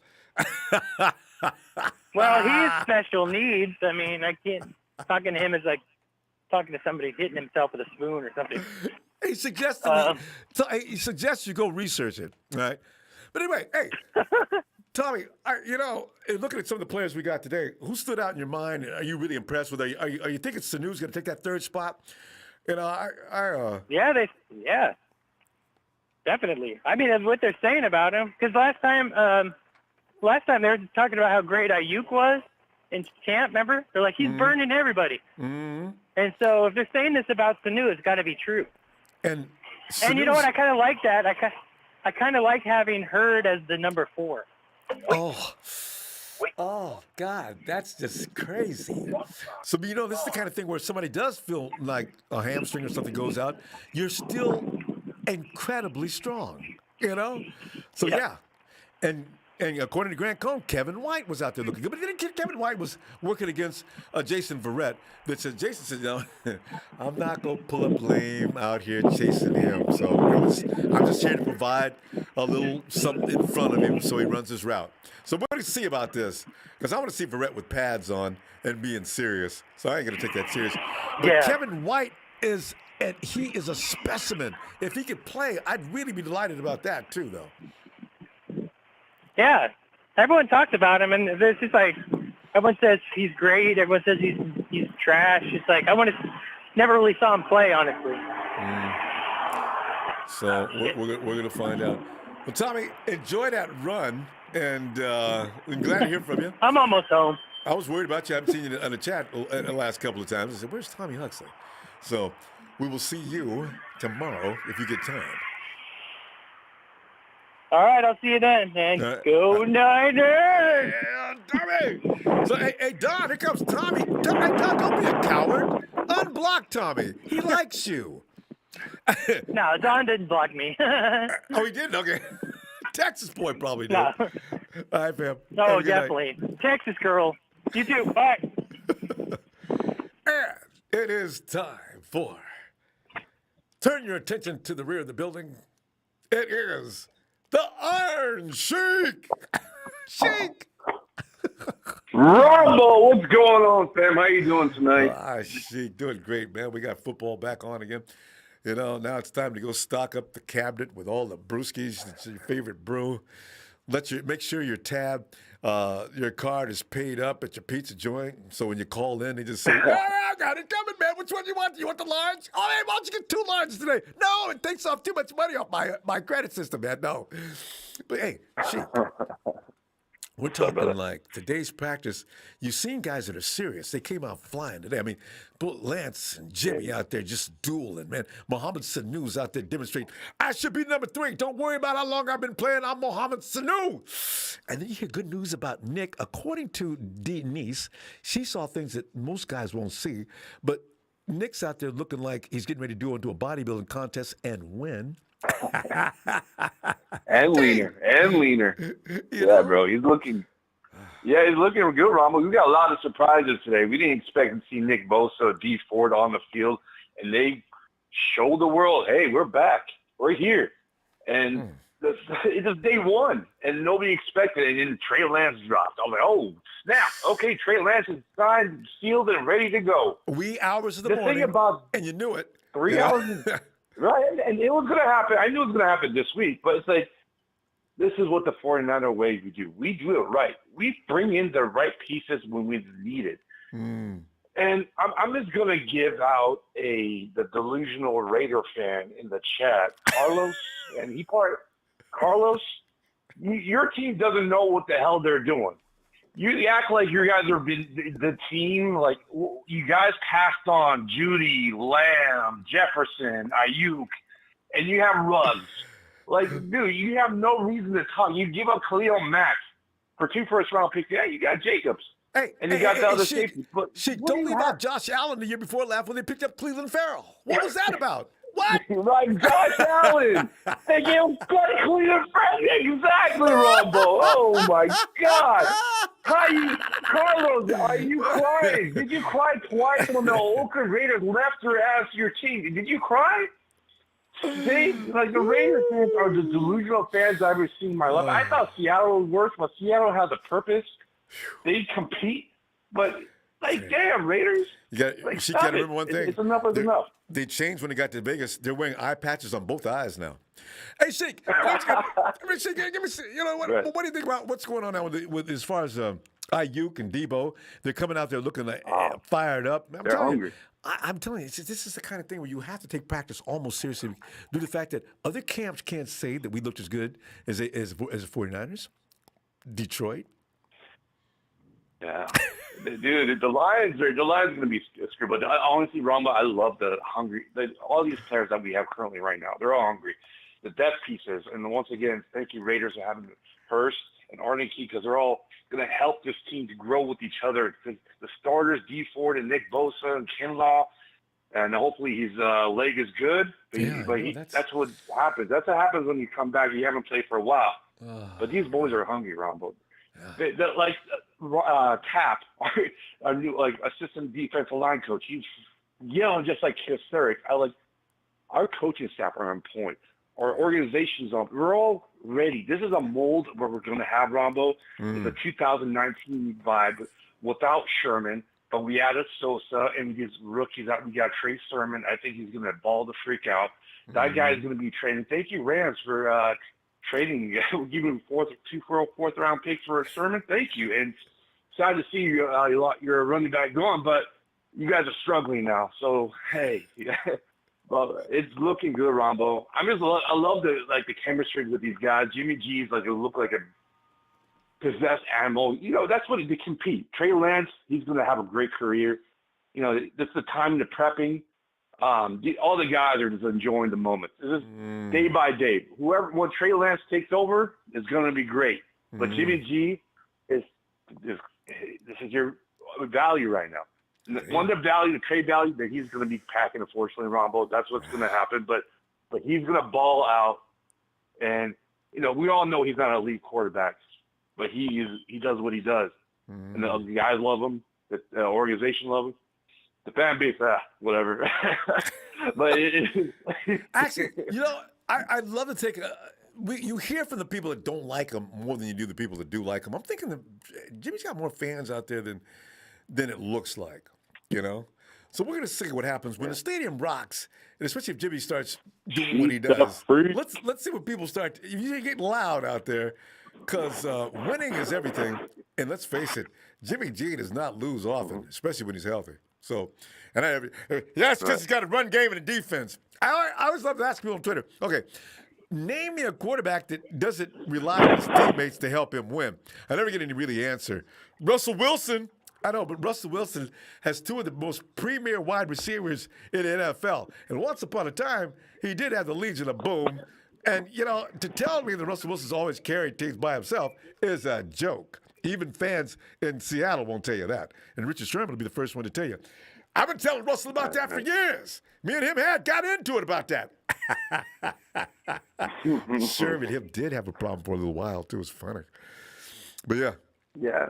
So it's going to be a good year, Ronbo. But it's day one, and these guys are going to, you know, we just have to stay healthy. That's our Achilles heel on this team. We just have to be healthy. Don't worry about Hey, Sheik. Who's that, Carlos? Is that Carlos? It's Russo. Is that the guy Russo. Oh, I was hoping it was Carlos. It's your brother Russo. I was like, brother Russo. I was waiting. I just wanted to interrupt real quick to say Don Burr, $50 week 1, Detroit Lions. I gotta go. Love you, boys. Really? The Lions fan is betting for 50? Russo put him on blast. Everybody knows now. If Burr doesn't pay, he goes out in the annals of Dre and his no payday. You better pay now because he just lost already. The Lions? Like what? Lions fan, did you know Jared Goff, we own his ass? Like, come on. God. No, it's all over for Don. When Don told us to refer to Google to find out who his running back is, game over. This is not a real fan. Don, I'm sorry, man, but that's not what that was not the right answer. Sheik. All right, brother. Well, shout out to you, sir. I appreciate your time. You know, all of this platform that you do, and shout out to the chat, Ronbo Fan Club, and everybody else that's listening. Thanks. And TNT, of course. Absolutely. Third full hits out live for Ronbo Sports. And, hey, Carlos, go cry some more because you left twice in Oakland. Pack your shit out of here. Cleveland. Go Niners. Night, Sheik. Later. And the Raiders select Cleveland Farrell. Clemson. Paul III. Raheem looked mean as well. Run game gonna be 3 flames lit. Paul, thanks for him. And let's go check out what Steven, who's another huge fan of Cleveland Farrell. Steven. What's going on, Ronbo? Steven, I don't know. We have taken off tonight on our resident trolls that come in every day, every time we get together. For some reason, they think that they were invited, and they come on in here and provide us with entertainment. And all of them have things that you can just tear them up about, but they still come in and show themselves, which is always interesting. But we have better things to talk about. Let us, Stephen, get your feeling about what took place today out in Santa Clara. So, I was watching a couple of videos of like their warm-ups and everything. I saw Josh Rosen, Trey Lance, and Garoppolo, and I saw them all kind of doing their little stutter step throws, back up, do a little shimmy throw. Out of all 4 of those QBs, I am sad to say Nate Sudfeld, I'm sad to say Nate Sudfeld looks better than Rosen, but out of all 4 of them, out of the top, I have to say it's a close call, Ronbo. But if I'm being real nitpicky, I have to say Jimmy took it, only because, Trey Lance seems to sail and like throw really high, and it makes it hard for the receiver to catch that he was throwing to. Two of them were to IU in the warm up, but that's just warm up. I didn't get to actually see them practice. But in the the DB warm ups though, I saw a couple of people in there that I was like, okay, yeah, Jason Barrett hasn't missed a step. Bunga hasn't missed a step. Who else was in there? I think Dante Johnson? Yeah, Johnson was in there. Oh, please. He didn't miss a step. Tell me, Dante looked good today? Yeah, he looked good. Ooh, so that's good news. I saw Lenore. He didn't look that bad either. We're kind of good. But again, like I said, these are all warm-ups. I'm looking at their footwork. I'm looking how fast they're able to bounce off their heel. I'm seeing, who has a better reaction time. And I didn't get to see Nick Bosa, and I didn't get to see his warm-ups, but I do know that he does have a, not a knee brace, but like a protective sleeve around his knee. Yeah, and that's a good idea. His ACL. Yeah, just keep that on him. He looks good, but he didn't participate full pads. So him and B4 didn't participate full pads. I know that Jalen Hurd was cleared to play, but I didn't see anything of him. I mean individual drills for now. You don't want those guys out there right now to have something strange happen. Somebody run over and trip over them. Steven, do you remember the first year, Bosa's rookie year, when a bunch of guys fell on his leg and freaked everybody out? We thought Nick was done for the year. You don't want to see that happen this year. We can't take it. This is So I thought you were going to tell me Josh Rosen. Well, you know what? Well, let's give Rosen. It's early. It's first day because I know you're pulling for Josh. And so I was waiting for you to say Josh Rosen.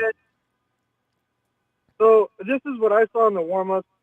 He's got a great arm, Ronbo. He is accurate, but he has that Colin Kaepernick-esque type hitch? power where he doesn't know how hard he's throwing.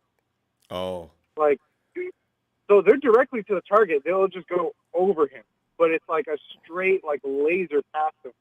So it's like he has that problem where his arm is too damn strong to where even if it were to hit the wide receiver in the hand, it would probably go through and hit him in the hand.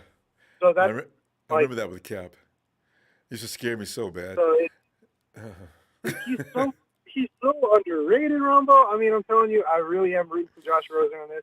I'm not saying, let him take QB1, but I want him on this team because I feel like he adds a certain type of swagger and knowledge that would benefit Trey Lance if Josh Rosen stays and Jimmy Garoppolo leaves. But he would add more. But from what you're saying, Steven, looks like Sudfeld is going to be the odd man out. So Rosen's probably going to make this roster. Kyle always keeps a third guy. So yeah. Who else? Oh, I saw Haysby pull up into the training camp. I don't know. I didn't get to see any running back warm-ups today either. Yeah, nobody said anything about him today. Yeah, he was there though. He was there. He pulled up in his numbers and his jersey. You know who I didn't see though, and it kind of bums me out. It's River Craycraft. That's the dude I'm a little bummed out about because I don't know if he pulled up or not, or if he did anything. I'm pulling for him too. River Craycraft, greatest non-touchdown I've seen in all 2020. 40 games football. They had him on. He's special team. He was on returns, from what I understand. Yeah. What the beat writers said, he was on return. Him and Mostert, Craycraft, Richie James. There's a couple more names in there, but yeah, they're looking at him as far as that goes right now. Craycraft, when they start dividing up on different fields and working drills, coaches will notice if somebody's worth talking about afterward. And Rivers, I like him too. I'm still, the guy gets loose, and he got open a lot when they played him. So I've got no problem with him. And you know what? And like I said, he's been training under, with and under Kendrick Bourne, and we all know Kendrick Bourne always somehow found a way to get open. I know, right? He's got good hands. Speed in and out of that route. Yeah. Because usually guys aren't really. Go ahead. I was going to say, I've been following Jermichael Haysby for a cool minute. Ever since I saw him touch the ball out of the practice squad last year, I've been following him real close. He looks a lot better than he did going into his first season. Just off of his drills that he does outside of 49ers training camp. he looks bigger. His legs look a lot bigger. I'll say that. You know, the man looks like he can run through Nick Bosa if Nick Bosa was going up against him. Yeah, so that says a lot right there. Yeah. One person I want to talk about is Javon Kinlaw. He stayed out. Yeah, you know about that knee, right? But Steve, we ran out of time. I didn't even notice. Steve, we're out of time, though. We're going to be here all week. Let's see what develops tomorrow and get back here and munch that up, too. All right? All right, Ronbo. All right, man. I'll see you tomorrow. All right, looking forward. Have a good night. Yeah. Bye. Good night. And we go out. I imagine it's Tennessee. Tennessee. Lord, it's the other Jay? It's a Big Rig Jay. Oh, oh yeah. It's Big Rig Jay. Jay! Oh, Jay. Get on in here, man. Rambo. It really is I got football one question season for you. when you show up. Yes. Are you ready for some football? I'm ready for some football. Some 49er football. Oh, yes. Niners. Yes. Jay, we got to cut a whole record together. Already. Woo. It's showtime. Well, Jay, I love your observations. I know you have checked out some of the footage. Jay, were you impressed with what you've seen today? Steven just said Dante Pettis looked good. I'm a little concerned with that. Maybe Steven might have been, looking at somebody else and thought it was not Dante Pettis, but Dante Johnson. And but what do you think? Only thing I'm impressed about, no injuries. That's what I'm talking about. I know, right? That's what I need. Hey, man. Other than that, everything else we talking about is practice. Mm-hmm. We talking about practice. Mm. Of course they're gonna look good right now. You know what I'm saying? So ain't no pressure. And if you don't look good right now, it's a bad sign. Yeah. Exactly. So just pump the brakes. Let's wait till preseason come. You know what I mean? And we can see what we really got. What we really got going on out here. That's all. But I'm definitely excited. Mm-hmm. But Jay, there's some things if you project. Now, Mostert came out there and let everybody know, look, y'all been getting all excited about Trey Sermon and talking about this and talking about that. Give me the ball. And then, Yes, sir. Yes, sir. People have come in and said, we're not starting Mostert. And Trey, Jay, I don't know if I want to start Mostert. I like the role. I like how Kyle brings him in and scares the bejesus out of whatever defense we're playing. Because if you're working on, like before, a slower back, and all of a sudden Mostert comes out there, that messes with your mind. Are we going to start Trey or Wayne and go ahead and do the same thing? Yeah. We need to start Trey Sermon, you know what I mean? Just like we did 2019 with Coleman. Let Trey come in there, pound them. Then they get tired.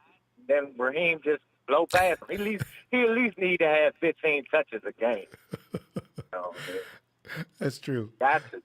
Oh, God. I love when he does that. And then, especially when Trey Lance gets to starting, you're going to have the quarterback running option out there, too. So it's just going to be dangerous.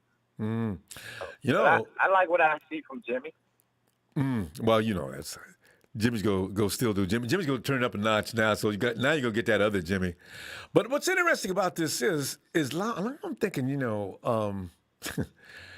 if Trey's looking that good, there needs to be something like what they were doing in New Orleans in certain situations, even if you do want to keep Jimmy out there to start.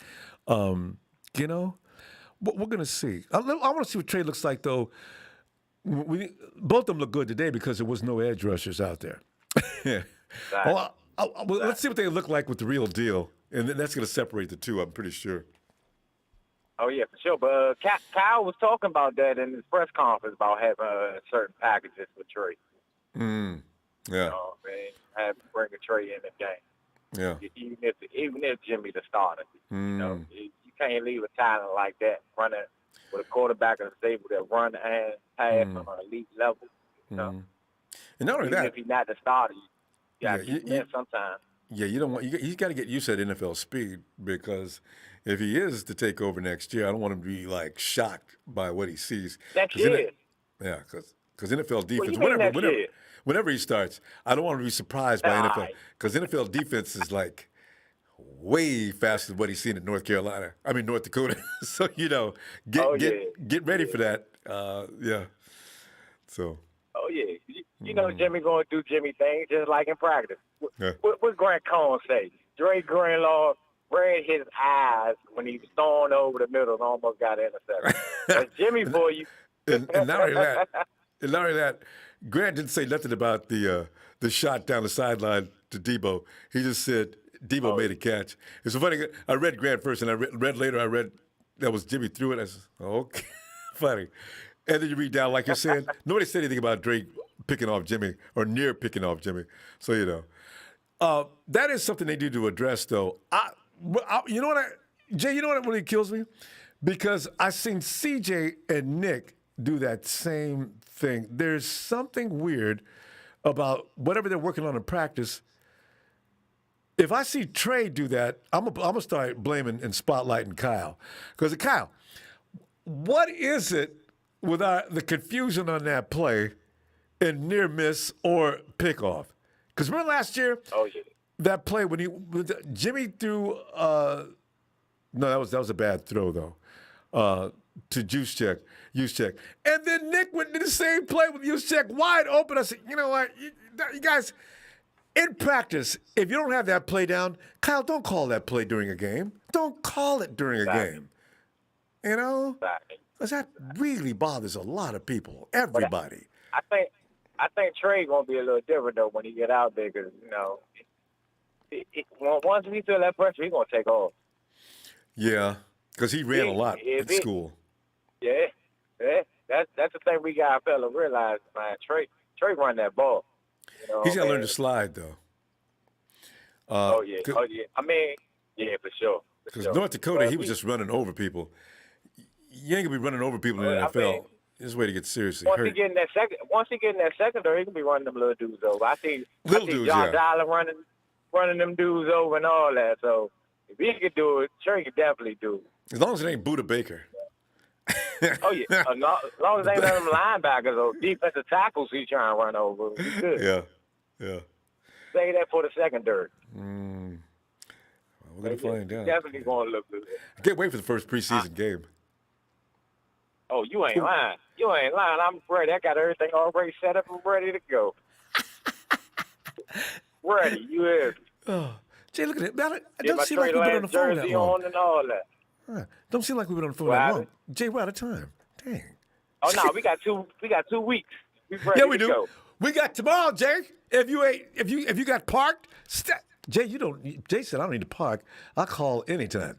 Jay, don't you hit nothing out there, man. You got too much cargo. Oh nah.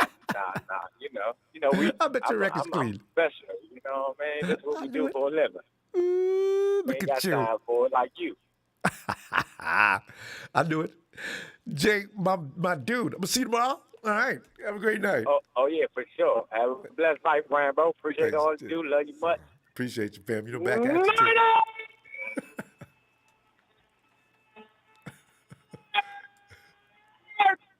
Bang, bang, not again.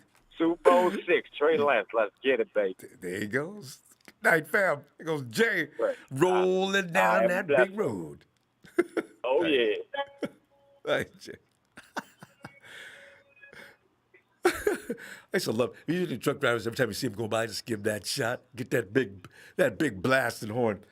Hey, Ellis! Ellis. I just don't. Ellis, you need to wait a minute? Yeah, Ronbo, just about 5, 10 if you can. All right, we'll be back. All right. Thank you. And it's Clarence. Clarence, get in there, Clarence. Hey, Ronbo, what's going on, brother? Clarence, we're just sitting back here enjoying the season getting underway, anticipating and taking in all that took place today out in Santa Clara. I tell you, it's fun stuff. And you're so funny because no matter what else happened, as soon as you hear that Nick's fine, Jalen Hurd is fine. You heard D's fine, but you know, even if you don't believe it, at least you heard it. Guys, what are you thinking about today's? What was your take on today's workout? All right. First thing first, shout out to the Lord Jesus Christ, keeping all our boys safe. And as healthy as can be. Yes. Lord, let's bless them again for another good day. All right. So what I've seen so far, and this is just the basic overall vibe of the team, men on a mission. Men on a mission. That they're serious. They ain't playing around this time. They know. The whole organization knows that they've got a good team. And shout out to the front office and Kyle and John to recognize, hey, we know what's happened in the past, and we know we can't go in with with quarterbacks that aren't going to be able to hold their weight. So especially this, giving up three first rounders for the present technically and the future is a huge deal. And like I said, you have to have the second guy, your backup. He's got to be ready. He's got to be ready to go, regardless of what's going on. He's got to be ready to go because again, things can happen. You've got to make sure that they got to make sure that they're covered, that they've got their contingency plan in place, which they do now in Trey Lance. And the way I look at that, it's an investment into the present and into the future. And if Jimmy's looking as good as he's looking, like Kyle said, if you play the way I know you know how to play, then the rookie isn't going to get your job. You'll be all right. But he basically said that to say, you better play the way I know you can play, or else I got a guy who can come right in, and I got a guy that come right in. He doesn't need that much. Based on what I'm seeing, he doesn't need that much work other than the mental reps and and just the reps in general. Because like I said, he only played 17 games in college his entire career, so he needs Sounds work. like he's going to be fine though. One thing we can think about though, those draft picks we lost. The 49ers, we're probably going to be drafting next year if things go as planned. We're going to be down around in the 20s. Yeah, the 30s. In the 30s. So it might as well be the second round. It's not a big deal. So, I'm feeling good about that. I just like being in. The draft is so exciting, Clarence. When draft day comes, it's such an event. And if we 49ers are not drafting in the first round, oh, man, well, what am I supposed to do? It's hard to get excited about everybody else's first round picks. Right, exactly. Well, like I say, I'd rather have the Lombardi than the first round pick. Yeah, but we can. Yeah, in fact, John and Kyle could just walk around the hallways of the venue holding up that trophy. We don't need a first round pick. We're not concerned. Right. I got number 6 going for number 7.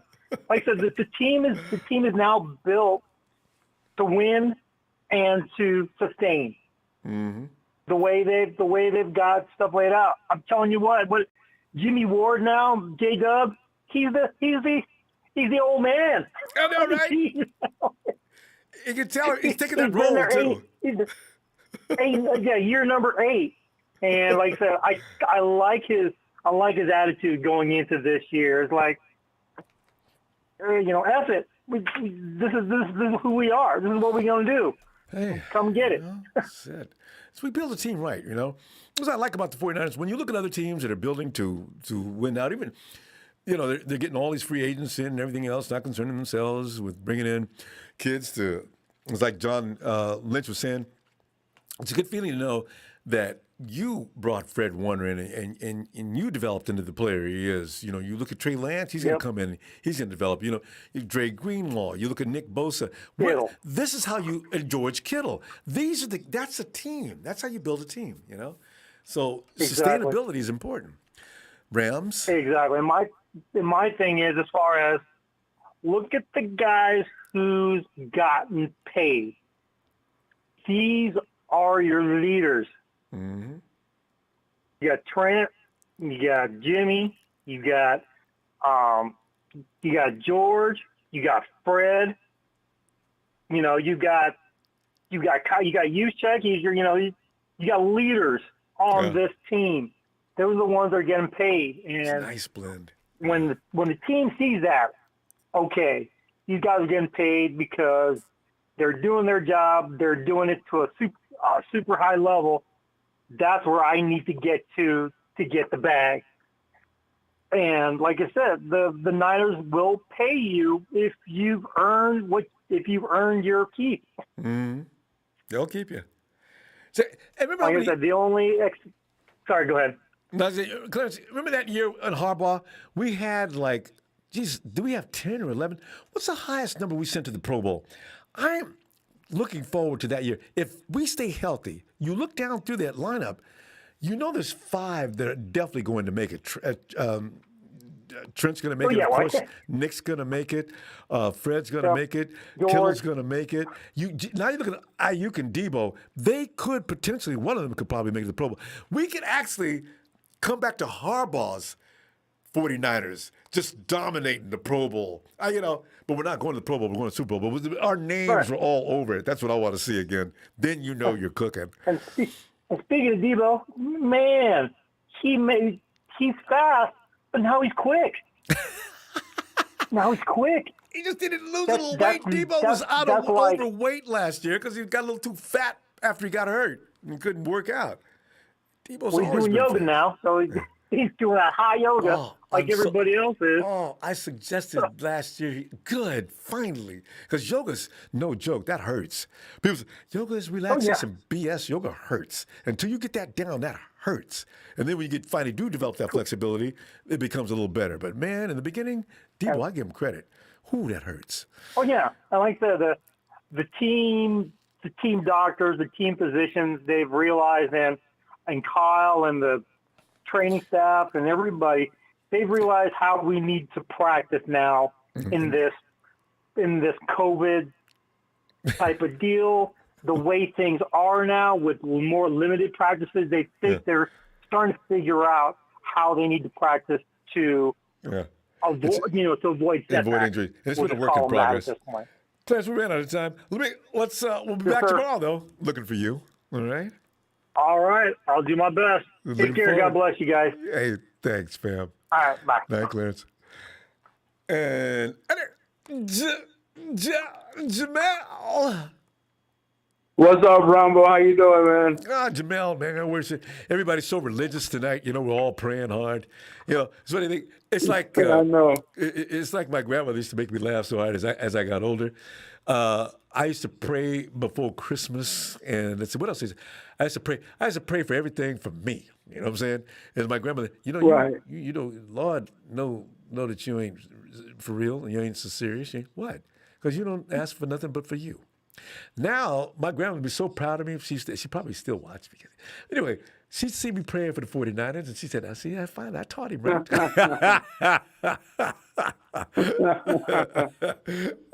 Stop praying for yourself. Pray for others. That's what it's supposed to be about. And so now I'm looking at this like everybody's, please, no. Not the whole team. We understand it's football. A couple of guys have to go down, all right. But not the whole unit, Lord, please. So, I know. Yeah, well, there's for what I hear, everybody participated today and no injuries so far. But what I can't wait to see is when we put some pads on.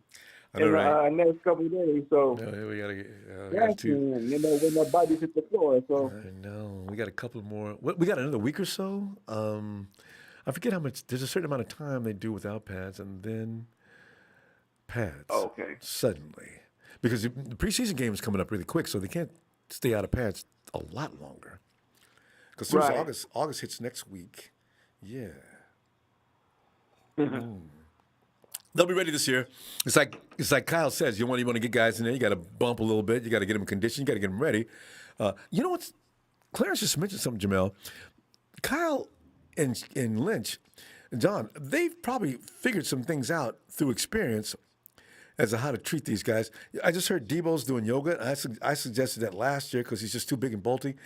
He needs to lose a little weight in order to remain fluid, and flexibility will increase in that case.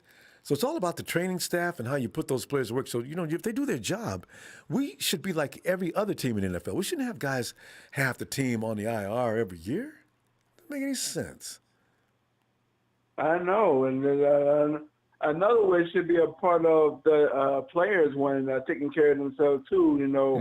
When you lay it out for you, now you do your job as well, and we should be fine. But these things happen for the rest of the 31 teams in the NFL too. So they drop. I don't know, but for us in the last few years, so hopefully this year no injuries, so we can get that redemption tour this year. Yeah. I was gonna see. The thing is, this schedule that we all talk about as being a little soft. It's not soft. But when people say schedule ain't soft, when people say that, we mean compared to the last couple of years. People understand. It's just soft, not competitive, but it's not like last year. I mean, how many teams had to go through Baltimore? And also, we did Baltimore, we did the Saints, we had to deal with Green Bay. That was awful. We came out 2 out of 3, though. But, man, come on, man, that ain't normal. Oh. No, that wasn't no we. And I was very impressed, and, man, we did good. We really did good that year, 13-3. And who was that? Nelly, was that Sheik? Was that 13-3? Mm-hmm. And we did. He was right, Russo phone now, you're right. But you know what, Jamel, when you think about it, we actually should have won that Baltimore game. There was something we did conservatively at the last second. I'm hoping Kyle's going to stop with that. Kyle has opportunity sometime to go ahead and make the big play and get that lead. We lost to the Hawks, a missed field goal. That's all it was. Mm-hmm. That's 15 right there. Losing to the Falcons. George Kittle never made that mistake ever again. He hasn't since. George is coming down the sideline. He decided to switch hands to keep the ball away from the pressure, right? Going from his left hand to the right hand, throws the ball out of bounds. We don't sustain the first down. The Falcons get the ball back. We actually should have went 16-0 that year. Wow, yeah. We didn't get beat up by anybody. Yeah. We lost barely every time. Right, we did. I remember we lost at least by 3 points. At least 3 points. 7 to 3 points. No double-digit losses. Ever. So we'll see. As I say, everybody learned some things. We got a lot of those guys back. And like I said, you'll never see George switch and throw the ball completely out of bounds again. Kyle's gonna do some things different that he probably has learned himself. And so it's not going up. I can't imagine. This is gonna be interesting. There's gonna be that one game though, Jamel. It's gonna be that one game we shouldn't have lost that we will lose, like the Falcons game that year when George threw the ball out of bounds. You're gonna have to have that game. Somebody's gotta finally have a brain fart, and you lose. I got to look at the schedule again, but it's got to be one of these lesser teams that we just have one of them brain farts. We lose that one, then we're like, what the deuce was that?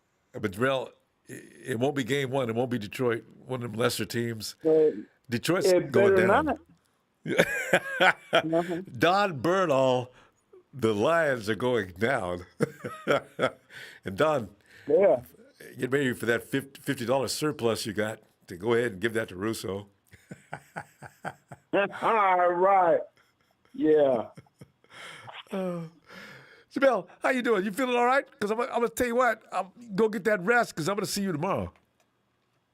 Yeah, I'm doing great. Hey, I told some of my CNAs and everybody who's been talking to me, I've been giving them my testimony on what God has been strengthening me I just go along and he said his word is Isaiah 41:10, and it says that do not be afraid, for I am with you. Do not be discouraged, for I am your God. I will strengthen you. I will uphold you with my victorious right hand. And I've been getting stronger, and everybody's been telling me, said, Jamel, you're doing good. I've been able to get in from my wheelchair to the bed better and better every time. And everybody's been doing it.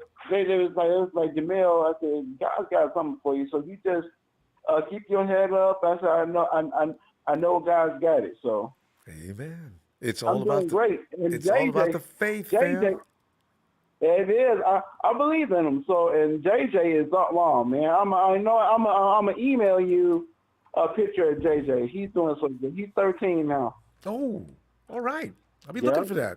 All right, Jamel. I'll do it. Yep, and I'll call tomorrow. All right, fam. Looking forward to that. Have a great night, Jamel. Yes, sir. Yeah. You too.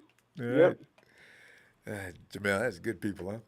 Hey, Eric. Hey, what's up, Ronbo? Eric, I'm telling you, man, it's we're rolling. Every day that we don't have an injury, we're going to be rejoicing. you notice how everybody's all excited and pumped up because we heard about the guys who got injured. They're all back. And you hear about, the things we heard about today. Nothing but good stuff. So, Eric, what did you take from today? I know. D4's good. What the hell? What's going on here? I mean, I saw him. He looks fast. Man, it's a miracle. Weird. It's a miracle. So, yeah. I was thinking of some SpongeBob shit where he's gonna walk in and slip on some ice and then he's in the hospital, but no, he's chilling. And Bosa got the new helmet. It looks good on him. I like the new helmet on Bosa. I wonder, is that optional or does cause that's a streamlined, cool looking helmet, right? I wonder, can everybody get that helmet, or is that's not team issue? Is that Bosa's choice? I think so. I saw. I think on an Instagram post. I think it was because it helps more, protecting yourself. I think it's better than a speed flex for some reason. I don't know, but that's something I saw. If you believe in aerodynamics, it's like the way it's designed. It should less drag. Nick should be even quicker. Do you notice how it's shaped? That's all right. Yeah, and I saw. I was watching Grant. And he was saying Bosa looks more lean. I think that's going to be a good thing. But rock hard. The guy's still strong as an ox. So that's quickness is, oh man, coming off the edge, bend and speed. If you got that, you could be an edge rusher in the NFL. Yes. McGlinchey looks bigger, so that's a good thing. Couple of hopefully stakes. He's not getting, hopefully Emmanuel Mosley isn't, throwing him over. But I mean, Emmanuel's out right now. So.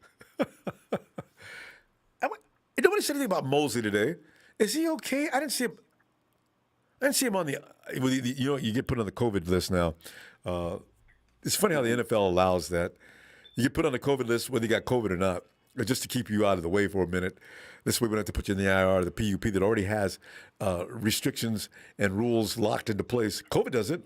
COVID just means, well, as soon as you get off COVID list, you're back. So that could be 2-3 days, whatever. Love it. Gotta find a way, Eric. Okay, but so Debo, how you looking? Kinlaw, knee. Really? Yeah. What happened to his knee? Well, he came into the league. There was a little bit of something going on with his knee, and it might be arthritic. They say somebody said he was in a car accident of some kind, something to do with a car that may have hurt his knee. And then he had a cleanup procedure. Eric, when you hear the term cleanup procedure, the first thing that goes to your mind, what? And so it swelled up a little bit while he was traveling. And then they decided, well, let's go ahead and drain that knee, have a seat. And let him rest. And then Denise also said there's something to do possibly with his size. We're talking about a very large man. It could be a natural strain on his knees. So we'll find out. That doesn't sound too serious. Yeah. It's something like what Todd Gurley has, is it? Yeah, it might be. It's too early to, he's just started, though. It's too early to count him out. He's got at least 2 to 3 solid years, and then we'll see. maybe there'll be some kind of breakthrough, scientific breakthrough to help players with these kind of conditions. We'll find out. So what do you think about an Xavier Howard trade? Yeah, is there a deal done yet? No, but I don't believe so. Unless Okay. check No, social media or Big something, Show loves that deal, and you can always use a guy like him. You can't say anymore, we can't afford him, because every time we say that, the 49ers go sign somebody up. So I don't know. I mean, I love it. I love the idea of getting another corner. I mean, I still think. I mean, obviously, I know Verrett is really good, but I'm not going to rely on Verrett being healthy the entire season. You know, so for me, I still think we need another corner, and I think Xavier Howard makes a lot of sense. I was watching Grant, and on there, the other guy who speaks with Grant, he was saying that it sounds like Xavier Howard would be worth a second and a fourth, which I don't think that's bad. We have that. I've not watched him. Is he that good, Eric? I've not really paid attention to him. I've heard about him all the time. I believe 2 of the last 3 seasons he's led the league in interceptions. I think. I might be tripping about that, but I'm pretty sure. I'm pretty sure that's what it is. Why did the Dolphins get? Somebody else said he had an injury history. Why would you get rid of a guy that's leading the league in that category? I don't know. Well, I just don't think he likes the organization. I think on his Instagram post, or I think it was on Twitter, he was saying that he didn't like the way he was being paid, or what he signed. He said he didn't feel comfortable with what he was signing, even though it was a lot of money. But I don't know. Really? He doesn't like the Dolphins, I guess. So, you know, I mean, I think he'd be a perfect fit for us. Can you imagine Miami, Florida, right? Gorgeous weather. Girls running around in bathing suits unnecessarily. I understand the food is good, and you're playing in the NFL. Miami's got to be like an ideal place to play football, and you found something wrong with it? It's really strange. But I guess he's got his reasons. Probably not going to find out the whole reason, but that's, wow. And I think it makes sense for us. I mean, I see a lot of posts on social media, and everyone's saying, "Oh, Kansas City should go get him." But Kansas City has like $5 in the bank. How the hell are they going to get him? That makes no sense. Why is he on the top 5 spot over there? That doesn't make any sense. Eric, I think he should be coming here. But 10 INTs last season and 20 pass breakups? Mm-hmm. Thanks, Chad. Who's that gave me that information? I'm reading down through. God, that's a lot of INTs. That guy is raging. Sean Bullard. Thanks, Sean. My God, that's PFF top of the chart. Whew. Yeah. He's really good, and I don't think we're not really good in that area, huh? In INTs. No, we're not. We did a lot of turnovers in 2019, but not a lot of INTs. Mm-hmm. I don't know why. You know what, though? Barrett has that skill set. And this year, I hope, depending upon how good the pass rush is, I think that may come out a little more. Mosley actually isn't bad with that. He's had some nice pickoffs of some of the top quarterbacks in the league, including Aaron Rodgers and Patrick Mahomes. You know, I see him doing a good job this year, actually. We'll see. Mm-hmm. I mean, just imagine Xavier Howard next to Brett and Jimmy Ward. Jeez. And then you have K1 in the slot. Oh. Look out for Tony Jefferson. You know, they say that Tavon is like Kowalski, because Kowalski's struggling with that toe is still bugging him. But we're going to see who's in that secondary soon. Mm-hmm. We'll find out. Yeah. Anyway, tell you what, man. Let's see what happens tomorrow and get back in here and roll over the results of that. Should be fun. All right. All right. I'll see you later. Yeah, Howard over Gilmore even. Chad, I agree. If what I just read from Sean, if I'm the Dolphins, I do everything I can to make sure he doesn't go anywhere. I can't believe wow. Clarence Molina, yes indeed. Praise the Lord. Clarence, thanks for the contribution. Yeah, Xavier. Wow. Elvis.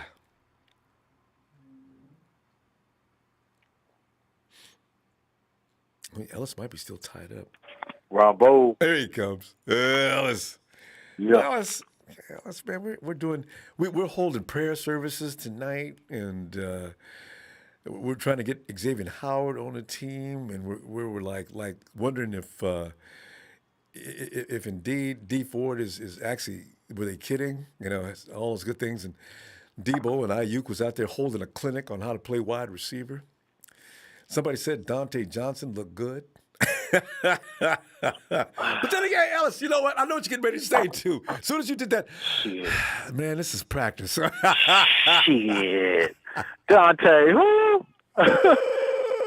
You know what? Wait till he gets in the game, man. Yeah. Let him get in the game. Dante's probably proved himself in less than 5 times his entire tenure, okay, as a 49er player.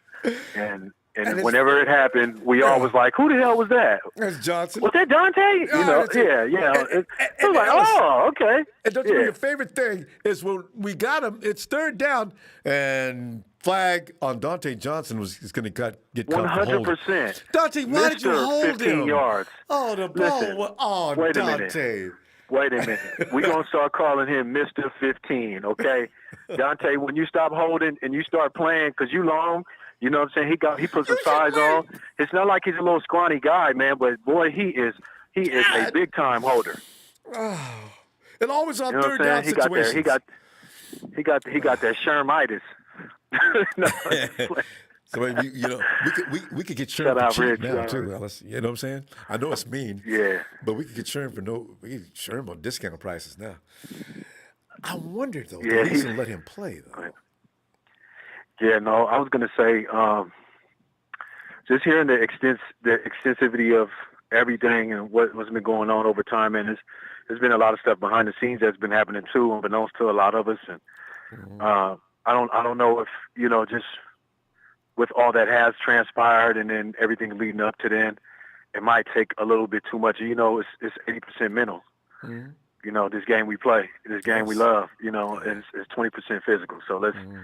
I don't think Richard would want to, unless he takes some time off and maybe comes like, in week 8, whatever, when the free agency or when stuff starts. Is he able to do that? Is he able to? Mid-season. Yeah, if we can get a little. Yeah, he can do to give himself some more time to readjust and get, his much needed family repair time and all of that stuff. He really needs that right now. He needs a lot of support and love, and because it's very serious, man. Those things as people go through, and press conference too. So they're monitoring the situation. So you know what? He could be back, Ellis. He could be back sometime, like you're saying, next season. Yeah, and if not, if we go ahead and get him, I'm not mad at all. I think maybe playing the sport, he can turn it around and turn it into a positive. He can come in and play strong and just redeem himself and get the monkey off his back and shake that thing off. But yeah, I saw the Xavier Howard. I'm glad somebody just said it. I saw it yesterday, and I was going to remind myself to bring it up to you. I was like, that's our guy right there. I mean, we get him. We real. They won't tell you who they are, but 2 playoff teams are sniffing at him now. So I don't know. What would he cost though, Ellis? I don't. What would Xavier Howard cost you? At least a second and another pick, and maybe at a minimum, or a player. I don't know.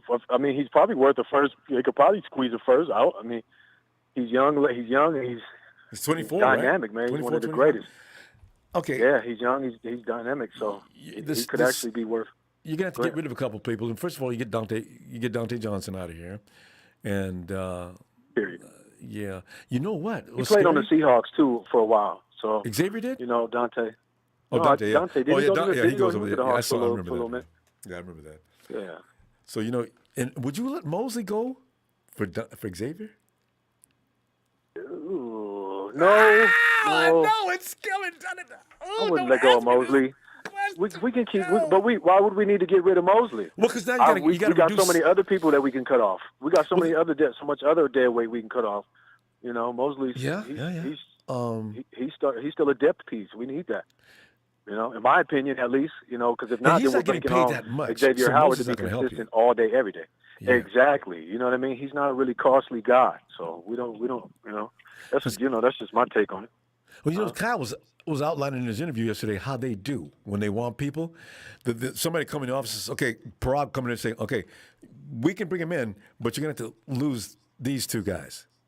And then Kyle says, was there something else we can do? Because now you don't want to make these kind of decisions, right? So Xavier would be that guy that they'd have to start making these decisions. I'm just wondering, where would they start cutting the fat? Yeah, I don't know, fam. Yeah, and definitely over Stephon Gilmore. Somebody else pointed that out in the chat. Yeah. So I would rather Xavier Howard than Stephon Gilmore. But again, it just depends on the cost for it. And we did drop a whole lot of capital, in draft pick form to Miami. That's one thing I was thinking, like, damn, we kind of gave them too much already, man. So you can't give them any. Alice, good point. I forgot about that. Yeah, man, come on. Yes, sir, man. Come on now. We just gave them, we gave them 3. We gave up 2 and we switched 1, but just we give gave them a whole draft and a 3rd round. Yeah, Miami taking a whole draft. We don't need no picks. Yeah, so if we can't do a player swap and give them we can't give them a 4th or a 5th round, so it's going to have to, at a minimum, be a 3rd and probably another pick in a player, or at least a pick in a player, a 3rd in a player, or a 2nd. And I don't think Kyle's going to go for that. So wherever Xavier Howard goes, man, shout out to whoever gets to pick him up, because that's a gem. Have nothing to do with it. Else we gonna go. I'll tell you what. I'm looking for tomorrow. We're gonna be enjoying this all week. We got practice. I'll tell you what. I'll see you tomorrow. Yeah, no doubt. I didn't get a chance to see all of how the guys look today, man. But I want to try to take a look and see what's been going on. I'm hearing good things. Get that footage. I see Nick is looking super hulkish. You know what I'm saying? In his physique. So that's what's up, man. And D4 and everybody, man. Shout out to all the good guys. I'm glad Trey signed. And thank you, brother Ronbo. As always, thank you to production. Make sure y'all hit that like and subscribe.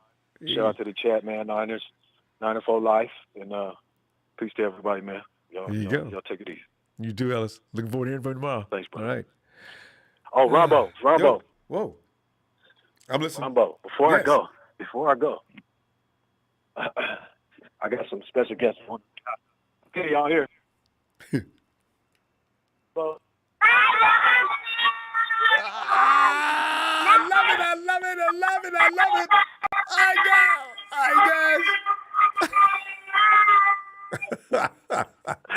Ellis, they've been hassling me for that the last few calls. Absolutely hey, man. adorable. Much love. I love it. They've been hassling me. They like, Dad, did you hang up with Ronbo already? I'm like, I did, y'all. I'm sorry. I can't forget. I'll remind you from now on. All right. Yes, sir. Peace and love. Thank you, brother. Thanks, fam. Much Night, love. Ellis. Night, kids. Night. Oh, God. Okay, this just in.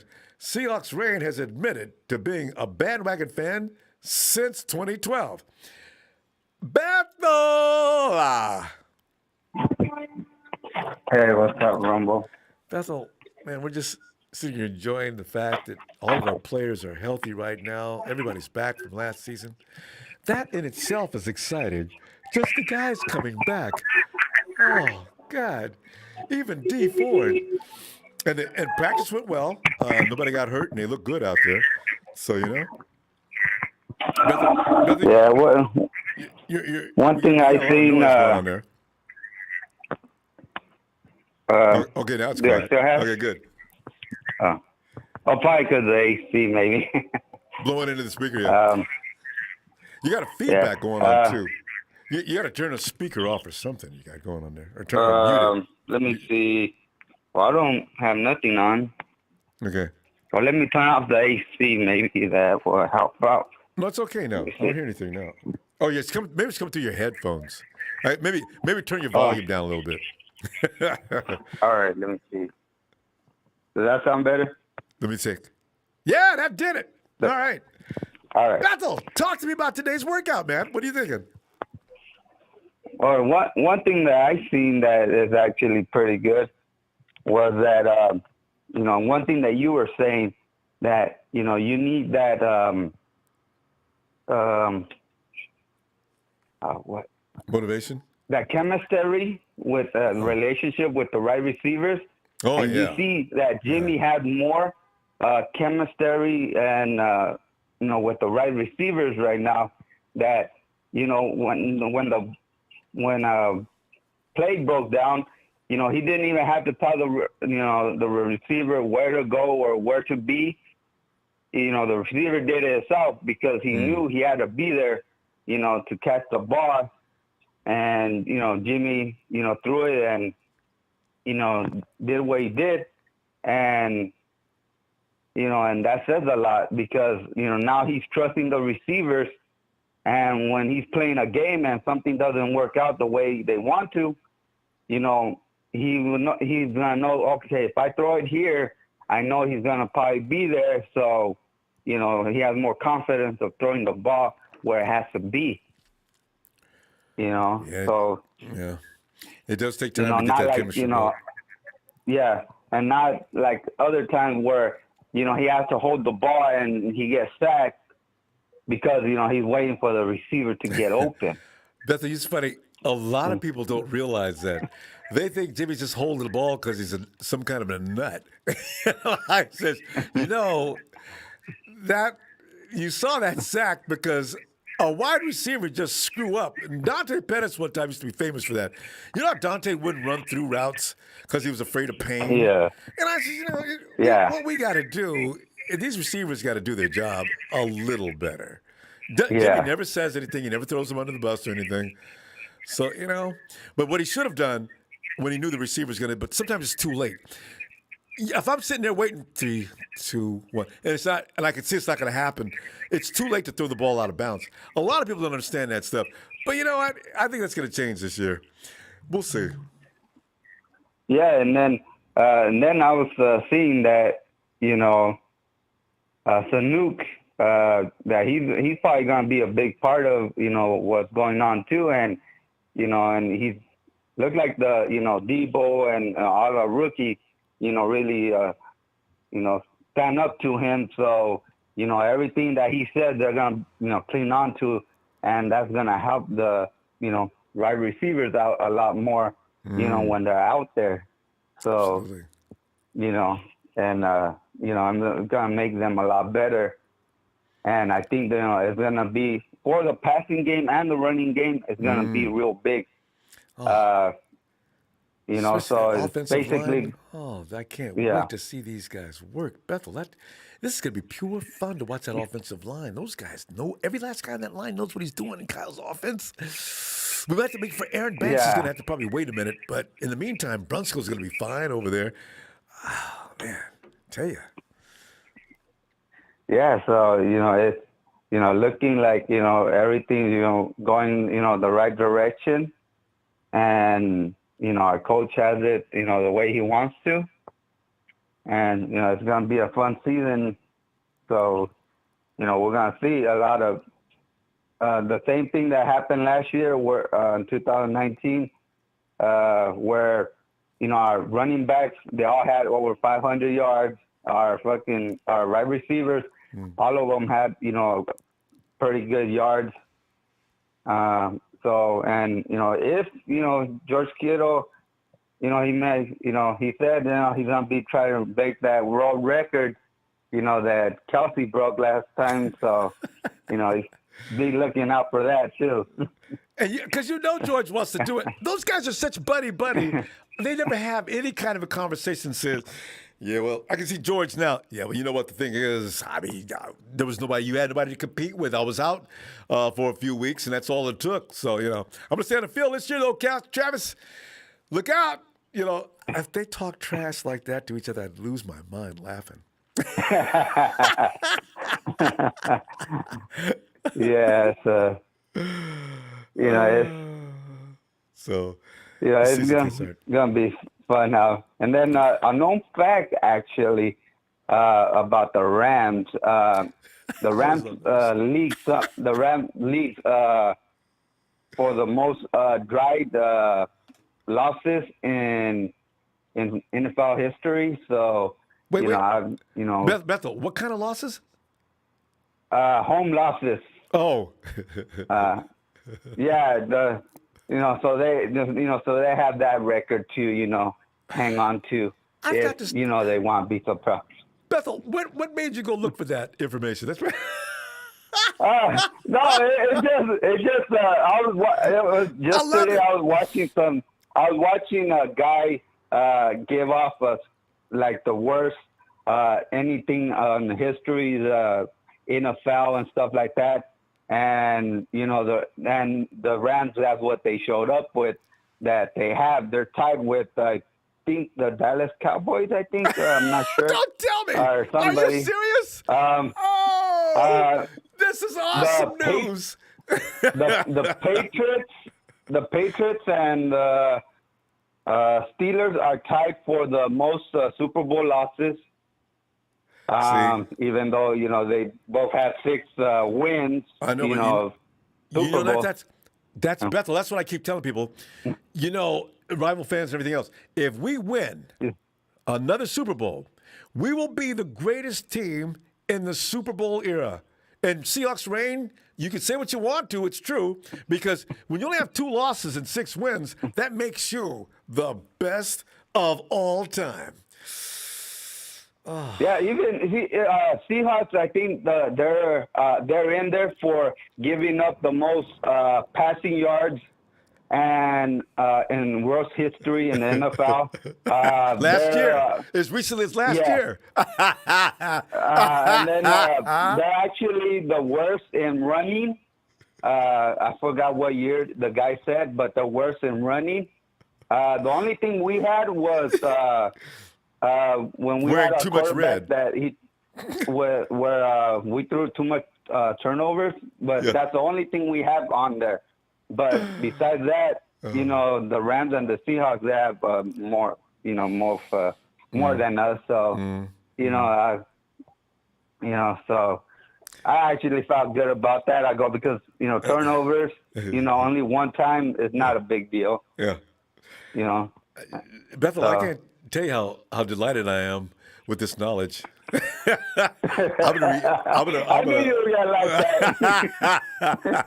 Because Bethel, we have people that come in here on the chat. Some of these people represent teams that are just awful, and history sucks, and they're talking louder and running more smack than you should have. Oh, it's unbelievable. Yeah, no shame. Dallas Cowboys, they have 2 records on there. The worst. I think the worst drought to win a that they haven't got there to a Super Bowl. Texas. Take note. And I forgot which one else, but they had one more. But I thought that was funny. And one thing about the COVID thing that nobody mentioned was that they had if a team, for some reason, they get an outbreak and they end up canceling the game, the whole team gets a fine of $70,000. So the whole team has to pay for whatever, breakout happens with the COVID. So, I haven't heard about this one. I heard about the NFL laying down some serious rules about COVID. Yeah. But that's... I seen that in the NFL news that they had. That if something happens, because they're gonna lose so much money and canceling that game, a forfeit costs everybody so they're money. Gonna, but the NFL's the ones who want to forfeit the game. They're the ones. Okay, you can't argue. They've already made up their minds on that. But Bethel, we're going to run out of time. We've already ran out of time. Bethel, it's always fun to talk to you. And tonight, golden stuff. I loved it. No problem, Ronbo. Hit a like for Ronbo Sports. Thanks, man. If you left anything out, bring it tomorrow and give us the rest. All right, Ronbo. Have a great night. Like always, hit the like for Ronbo Sports. Let's go Niners. Let's go Bethel. My dude. Night, Bethel. Oh, God. I didn't expect all that much fun. And perfect timing, too. Because, we entertain a group of people in here that we didn't ask to come in. So anyway, fam, I'll tell you what I'm going to do. We're going to go ahead and pull out. I know, right? That's right up there with penalty for early withdrawal. Okay, somebody called me a perv in the chat earlier. It's just comedy, okay? Oh, keep thinking good thoughts about the 49ers' health. We're going to be all right. And I shall see you tomorrow. And, Bam, thank you for the contributions. I did not forget that. Thank you so much. And the likes, still loving the likes. And,